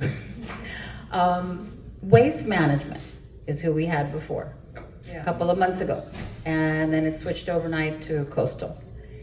What happened to waste management? They were doing, as far as I know, they were doing a fine job. Were they private? Were they, I mean, They were private. And why were they then, why did we let them go and have to hire? chose not to. Oh, they didn't want to, waste management. They chose not to bid it, and also it was gonna be a lot more than what we were paying. They chose not to bid it because, they said that they lost money Oh, in okay, that that's deal. who you were talking about. Okay, gotcha. That's too bad. Thank you. You're welcome. I want to thank all of you guys tonight for coming, putting on this presentation. So I want to first of all say that. Now I want to have something very serious here. A couple of the council people came to my property a couple days ago, me and my wife, and I live in Highland Village, and I'm going to say something very serious. I'm sorry. We keep up our property. Our property is modernized, and so you can't say everybody's property is not run down. The problem is code enforcement and the police have not done their jobs for 20 years. There's been shootings in there, there's been murders, there's been break-ins. The Canadians used to live in there. That used to be a really nice place. They all fled because the police would not do their jobs. It's time that people stop making excuses, because I'm going to start coming to these meetings on council meetings. You guys need to start doing something about how to do it. Stop these excuses. All these trashes, they're empty properties. You got trash everywhere there, and nothing is being done. And everybody has an excuse. As you would say, 20 years, and nothing has been done. And it's got to stop, man. Where's the accountability? Like that gentleman said, where's the accountability from code enforcement and police? Stop it.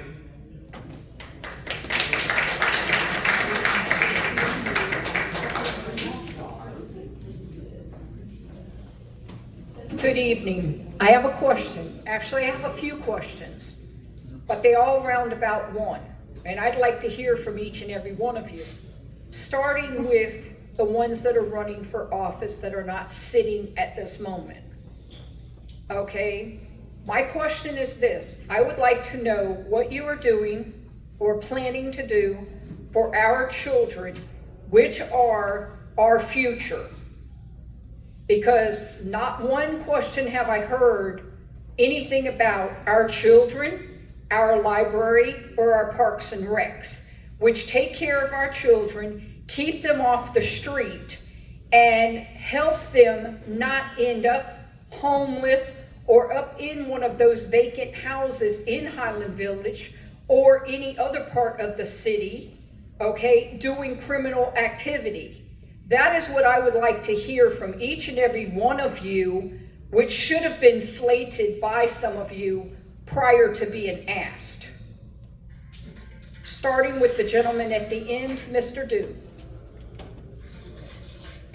That's a good question. I would love to answer that question.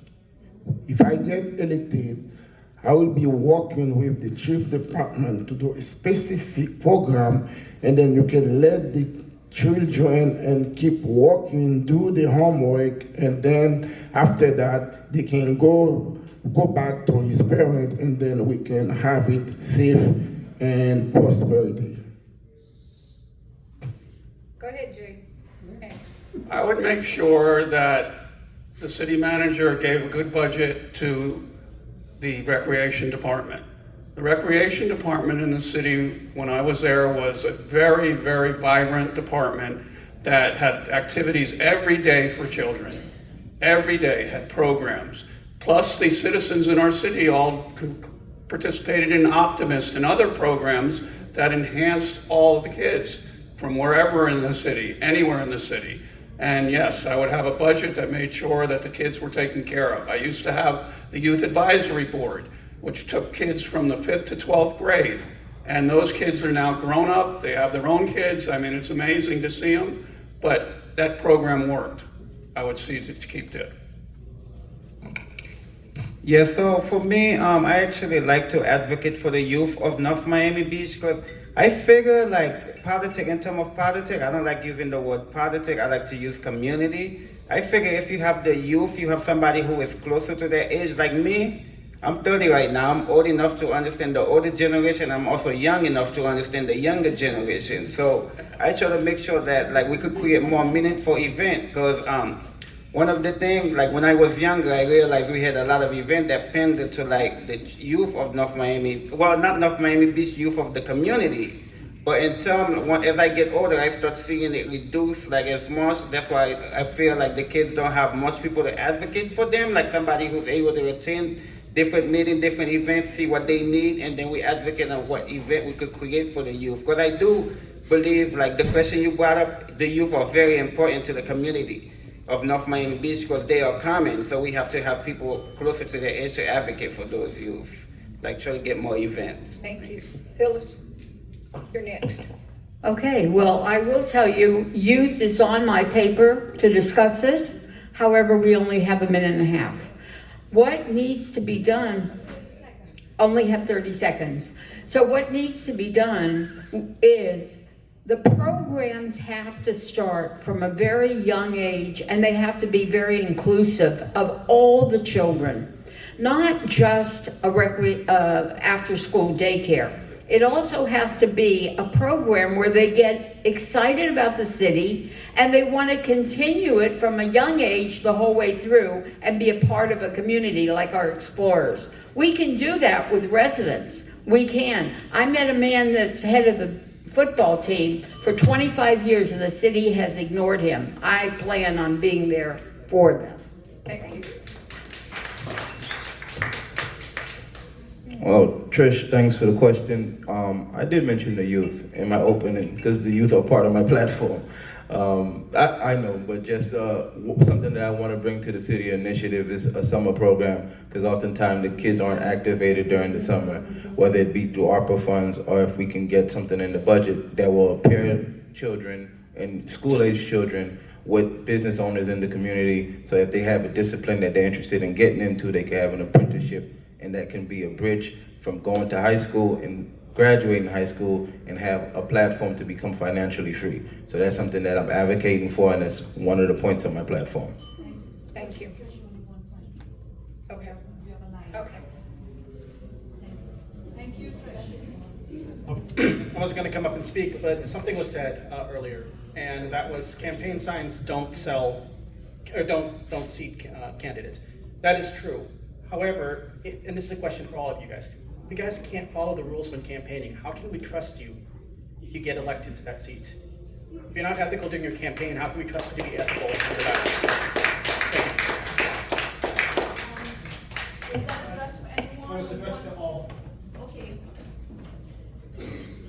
Okay, because we're running out of time a little bit, 15 seconds. And we start from this end, and I will pick who's going to answer next. Go ahead. I think the signs are up, and when we have issues with the sign, you go through the process. Just like Jay said, he went through the process. I know I had an issue with a sign. Someone contacted me, and I came and picked up the sign. When private property people contact me and say that, hey, your sign is somewhere it's not supposed to be, I immediately go and pick it up. So I think following the law of what needs to be done isn't a foreign concept. At least not for me, it's not. Thank you. No. Mr. Misador. Yes, I don't believe you should be cutting off any slack.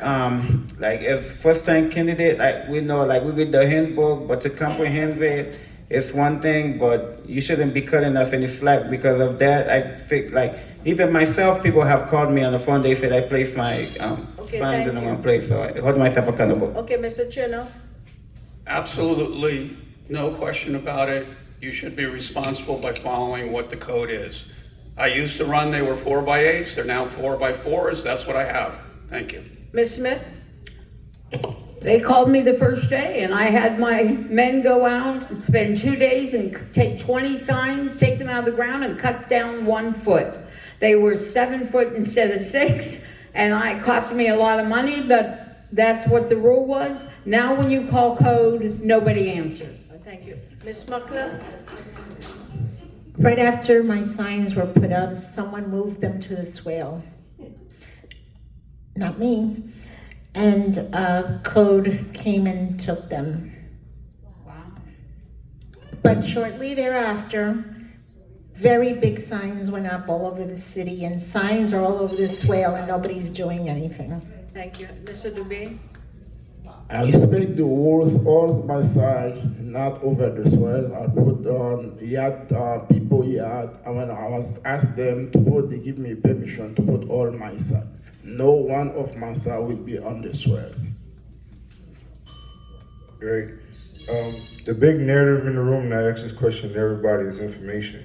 Everybody is questioning information about the trash, information about the services, new programs, and this and that. And we want to level that narrative and make sure all the residents in Miami Beach know about that. And that being said, how do you, when in office or when you come into office, plan to effectively put out information so residents in North Miami Beach could take advantages of all the services, cards, pools, any of that information? What do you guys plan to do for that so everyone benefits evenly about that? Hold on, I'm gonna pick because we need to keep everybody on their toes right here. Mr. Chonoff, you can answer that about information. A lot has changed since I've been in office. Since the last time I was in office, it's become a very electronic age now. We absolutely have to use social media, use emails, use everything, and have a campaign to make sure that all residents have their email registered with the city so that can be disseminated. Okay, Mr. Dubé. The question is, they have a form, I know the technology is very important right now. So we have to they have an email, they have a WhatsApp, we can communicate for everything. Thank you. Ms. Smith?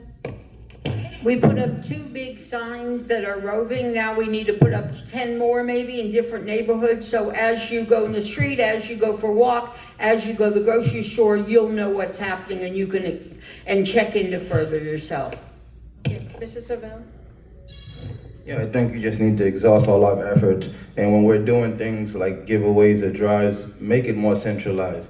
I know earlier it was mentioned maybe just giving credit to resident owners, but that doesn't fix the problem because a lot of people rent. So if you're gonna do something, put it at the city hall. Make a list, all the residents come, sign up, and they could get it while supplies last. That's an easy fix. Good, thank you. Mr. Misador? Yeah, so I do believe we're in the digital age right now as well. I figure we could pass it out around like that, but I always believe in like direct marketing in terms, talking to people. And like, if you do put it in the city hall, not everybody come, like with the, like as we said with the gift card. My mom don't drive, so she wasn't able to get anything. Okay, all right. Thank you.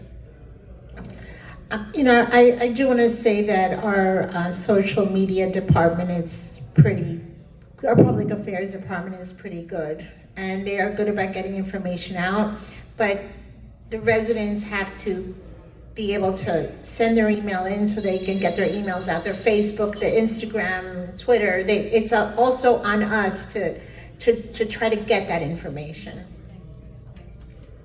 Okay, so we know why Ballard's not here. Nobody was there to text her the answers about what she's supposed to say.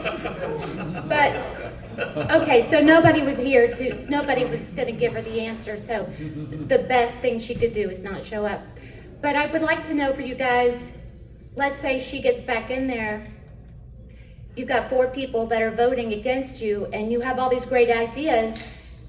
You've all answered the questions, but you're in there, you've got 4 votes against you, they don't even look at you, and you know what you spoke to all of us about.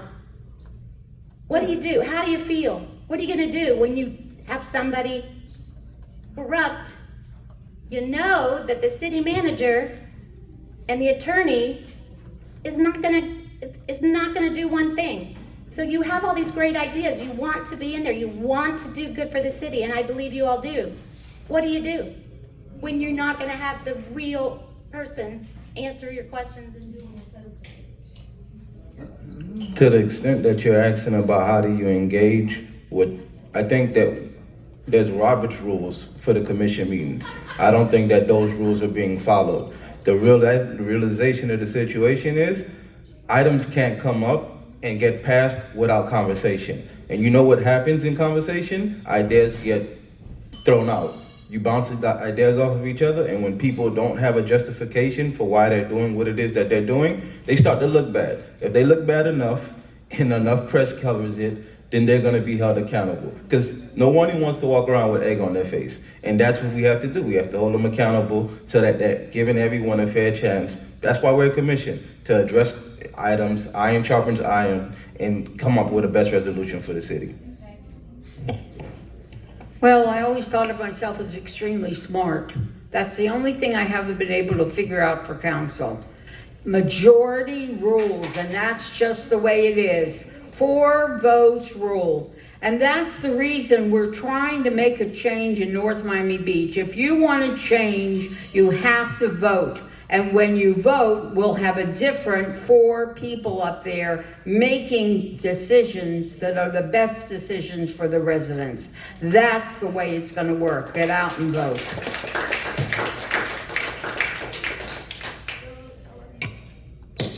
What was the question? Well, yeah, what have you been doing? How frustrated have you been? You know, I'm really respectful on the dais, and I do try to get along with everybody. And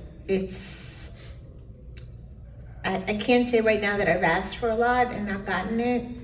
I fear that may happen in the future. And I hope everyone does the right thing and just votes the right way. I think one of the things we probably lack, like a lot of people in this world now, is communication and teamwork. Like, I believe, like, if you get the community more involved to see what the community would love, I feel like everything would move smoothly. Before you bring it to the public eye, it's something you should always discuss. You go over a rebuttal, and then you come up with a decision. Like, it should never be in the public eye where the public see things are dysfunctional, because they're gonna think about the commission in different ways. It's a good question. What happens if we get elected and our other people don't get elected and we're on the minority? We're going to have to try to work with the others. That's all. We're all elected by the people. That's what we serve. If you want to make a change, you have to go to come out to vote. That's only one. If you don't like something at the city council, you need to come out to vote and get a change done.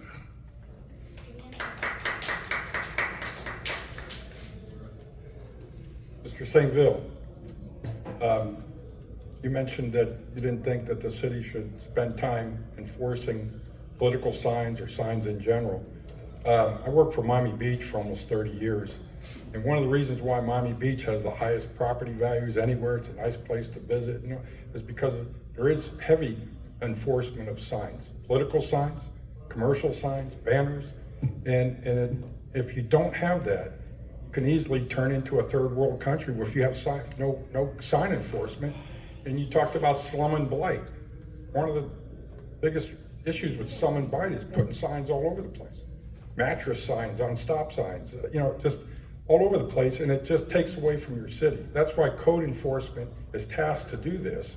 And they shouldn't be cutting slack for anybody. It's an enforcement rule, it's a code of the city, and it should be enforced. So I disagree with your take on that. And just let me ask one more question for the 3 commissioners, the 2 ex-commissioners and the 1 current one here. How did you ever get by all those years, 19 years, 14 years, 3 years, without an aide and without a driver? How did you get by? How does the city even exist today that you didn't have aides like each commissioner has now? They have drivers and aides and all kinds of people that are on the payroll now to serve these residents. We have a commissioner that goes out to Las Vegas and has to bring an aide with her to stay in a 2-room suite at the Bellagio for $600 a night. And I just don't understand how that happens, Anyway, thank you. Well, I can tell you it's a lot of work, but I luckily have the time to do the work. And I can tell you, when you do it personally yourself and don't depend on anybody else to make the phone calls, you not only get the information, you get the story behind the information. So I don't understand what they're doing myself. When I get in there, I'm going to find out. Thank you.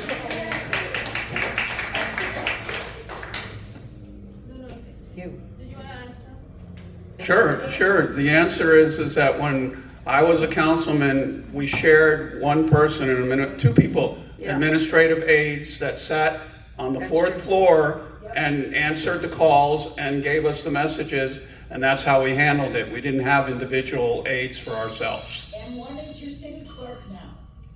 One is my city clerk now. Yes. Right. Ours. Yes. Ours, yes. Would you like to answer? Are you okay? Okay. Next question. Hi, my name is Bobby Farino. I've lived in this city for 33 years.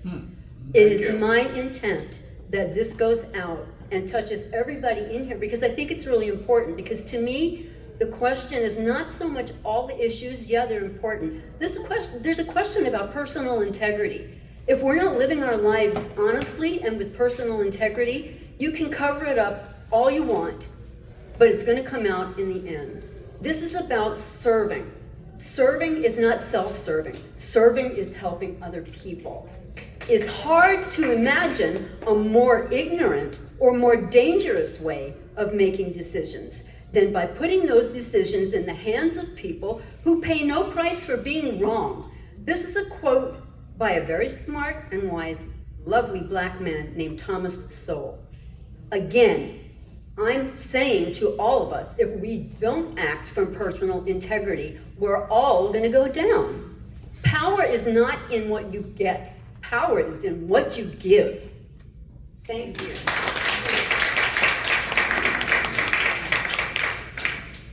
I'm probably the oldest resident here, so you're gonna have to hear me out. I am gonna talk on our police department. Our police department is a very important department. I think I started in the city when the police chief was Whitaker. It's gone back a couple of 60 years. We, and right now, are not treating our police department with the respect they deserve. They are not chauffeurs. They are not gophers. They are our wonderful, talented, integrity plus police department. We have had and do have some of the finest police personnel in this county. And they are being used and abused. And we're not gonna get anybody new that will wanna come into this city unless we learn to do what these other police departments do. They let the chief of police run the police department.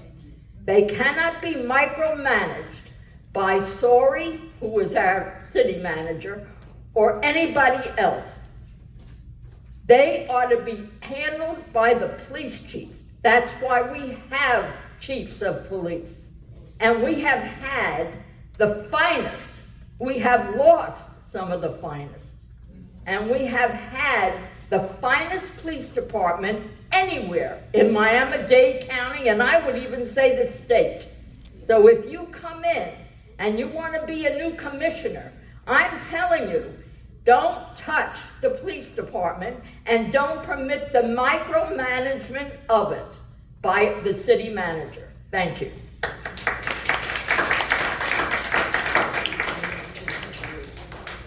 Thank you, everyone. We have a rich, rich city. Don't you agree? Yes. Okay, it's about 10 minutes of 9, closing time soon, but we just have a little bit of, a few little packets to give away. And this is how we're gonna do it, very high tech. I'm gonna close my eyes. I'm gonna close my eyes and point and see if you're in the room, you're gonna get a little gift. Dennis Boyer?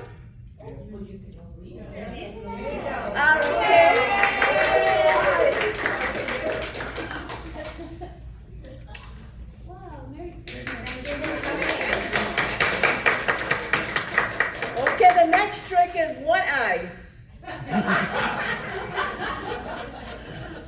Okay. Oh, Maria. Thank you. Okay. Maureen? Oh. Right, let me. Okay. I don't know how many. Okay, this one only has 2, so it's a 50-50 chance. Who's Deborah? Bacha? All right. Okay. Let's give it. And then we have 2 more. And you know what the heck? Carol, Redfro? Is Carol here? Okay, no Carol. Anybody want to be a Carol? Okay. Nobody wants to be a Carol. Okay, but I'm going back to the sheet. We have how many more prizes? One more? Two more. Okay. All right. Okay. I'm gonna spin around.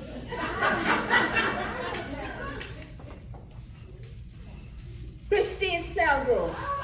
Oh, okay, our timekeeper. Okay, wonderful job. Okay.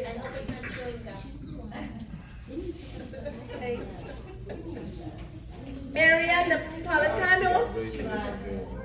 Okay. All right, so we take the next name below that. Yes. Bruce Lamberto. Let's skip that one. Let's skip Bruce. No. Okay, Bruce. Okay, any more? Okay, and what? Any more? Oh, one more. Come on. Okay, you know, maybe I should rip each name, right? And then pull it from a box. You Come on. Nell. Is Nell here? She left. Okay, then we're gonna go one up. Gita. Is Gita here?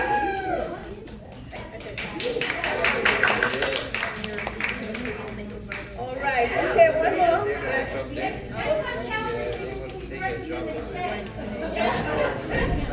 Next time, let the word go out. Okay, go backwards. Yeah, yeah. Oh, okay, let's see who's under there. Who's Benny? Is Benny? Ah, Benny!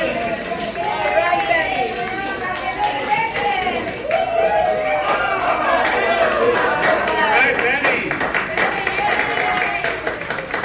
Okay, everybody, happy holidays. But wait, we have to have the finish remark, right? Yeah. Don't get excited. I know you want to stay. We're going to have our closing statement, but because of the time, we were going to do 3 minutes each. If you don't mind, we will do 2 minutes. And please, we are going to go from, I think, from the alphabet of yours, and then we go up to Chona. Okay, please. Let's give everyone the attention, 2 minutes each, of what you're going to bring to the city and your closing statement. Well, I hope that throughout the evening you guys have heard some of my responses, what my intent is, and more importantly, you got to see a little bit about where my heart stands. My heart is about service to the community, and I want to be part of this community, and I will be part of the community. Like I said earlier, notwithstanding what happens November 8th. An election can't stop service, an election won't stop me. But with that being said, I do have what I think is a forward-thinking agenda. I think it's a perspective that's going to serve well on the dais, and I think that I have the personality and the experience to maneuver through the situation that we currently are in on the dais and as a city. So I hope that individuals who came here without a predetermined notion as to where you wanted your vote to go heard something that they can stand with on me. I hope that they understand that I'm an advocate by nature and I'm prepared to advocate for the city. So I ask that if I haven't earned your vote yet, come see me a little bit afterwards. We could talk some more. But it's Mark Saintville for Group 6, touch number 152. Thank you.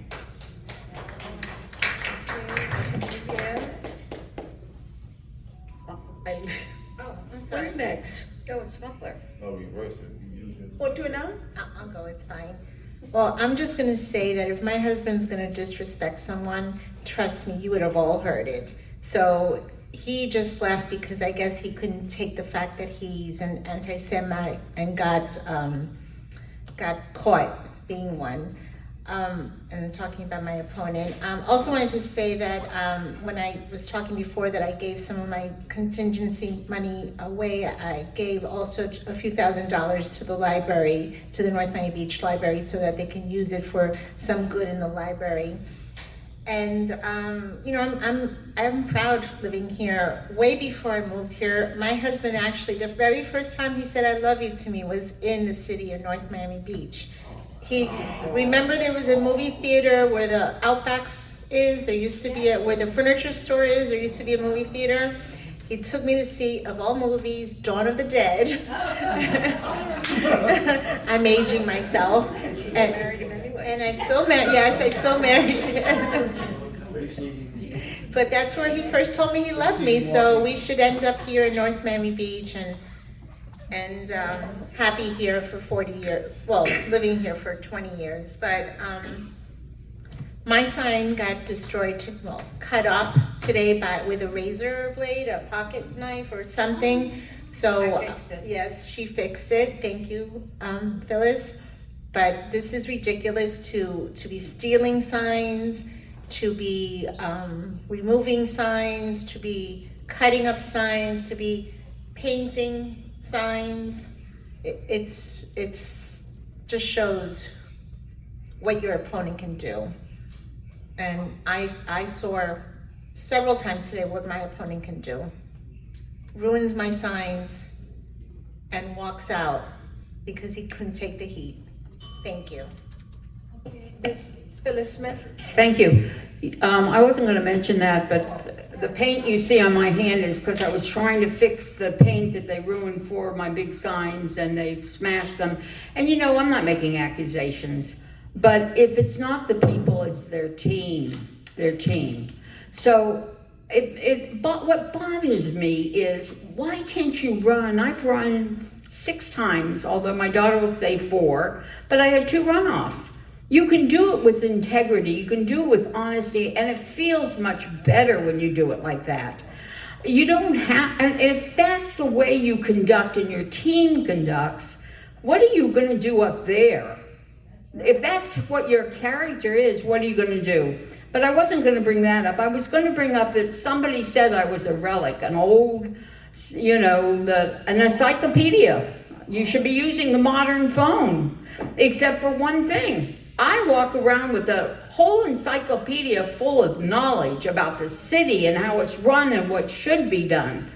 And you know what? My phone broke today. This is my husband's phone, and you couldn't get one piece of information out of it if you wanted to.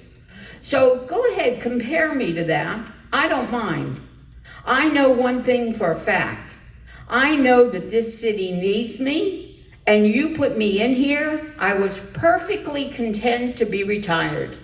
I have never missed a birthday of my grandchildren, but you know what? The city needs me here. This became more important than my grandson, because the most important thing that's happening in our city, it's not the person we're running against. It's not the person that's running in my seat.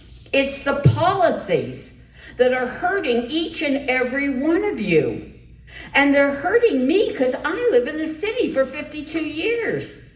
So I have, thank you God, the ability, and I have the tenacity, and I have the time. I say one thing: I will serve you when I'm elected, and unfortunately my husband does complain, but that's okay, I let him.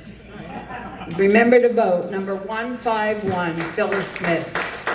Mr. Ambassador. Yeah, so thank you everybody for being here for like about 3 hours. We know it's not easy, like being here for 3 hours, sitting down, listening to us, like going back and forth. I wanted to say thank you for that. Thank you for inviting me as well. Like I said, I used to look at myself as the underdog, but now I come in, I don't see myself as much of the underdog. I see myself as a strong, confident leader. No matter what the age, I feel like I could represent the city of North Miami Beach, and I want to represent the city of North Miami Beach. I did not just put my name on the ballot just to be on the ballot. I put my name because I know I will represent the city of North Miami Beach to the best of my ability. I love the city of North Miami Beach. I've been in the city of North Miami Beach. I recently started my new business in the city of North Miami Beach. My father, who never missed a voting until he passed away last year, like he only missed the 2020 election because of that. He inspired me to vote. I remember he used to take me to Washington Park, and that's where he was voting. The sun was hot, and it was like, just to be on the ballot, to be able to represent him, represent my city, that makes me happy right there. So I hope I could get y'all vote this upcoming election, number 150, Wendley Mazador. Give the young guy a chance in the community. Thank you.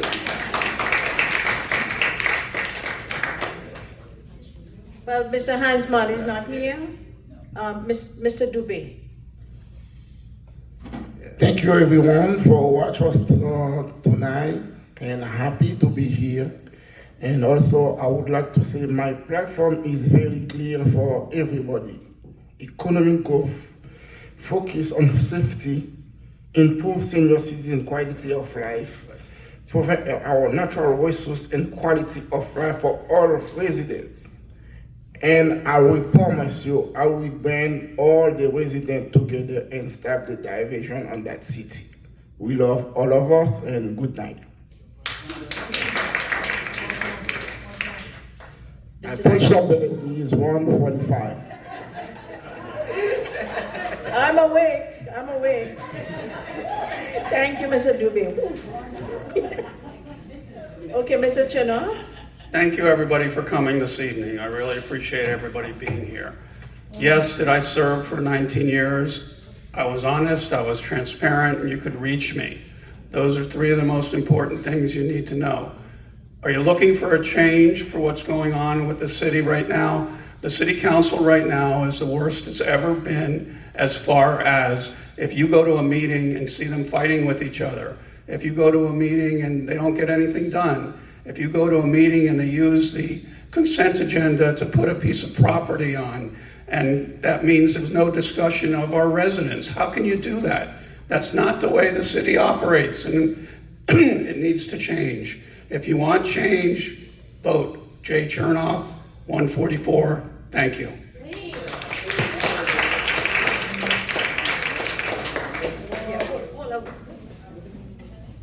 I want to thank everybody for coming out, Allison, everybody. This room brings back a lot of warm feelings for a lot of us, okay? A lot got done in these rooms over the years. If you've got an absentee ballot, fill it out.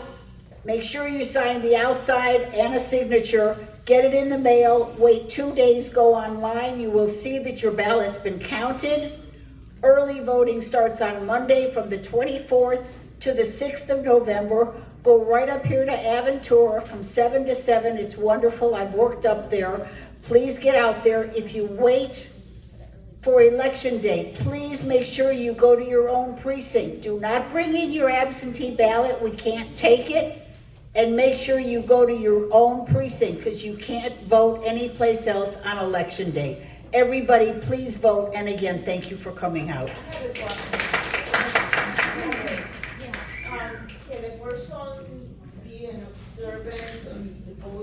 No, it's too late, we already. No, you had to register for that. Muriel, Muriel, if you have your ballot, can't you take it into the poll and, yeah. Yes, you can. I thought they'll take it, tear it up, and let you go. No, I'm saying take it, Hey, they let's, tear it up. Little hand and for our let host you here. go. Our host is the one that put the sign, he put up the money for this, he even paid for this room out of her own pocket. So Allison Roby, thank you very much.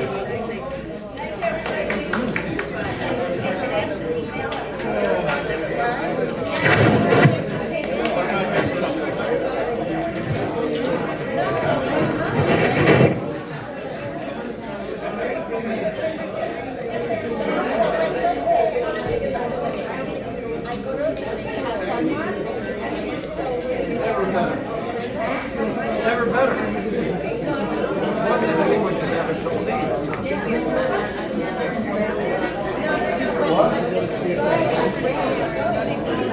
Right.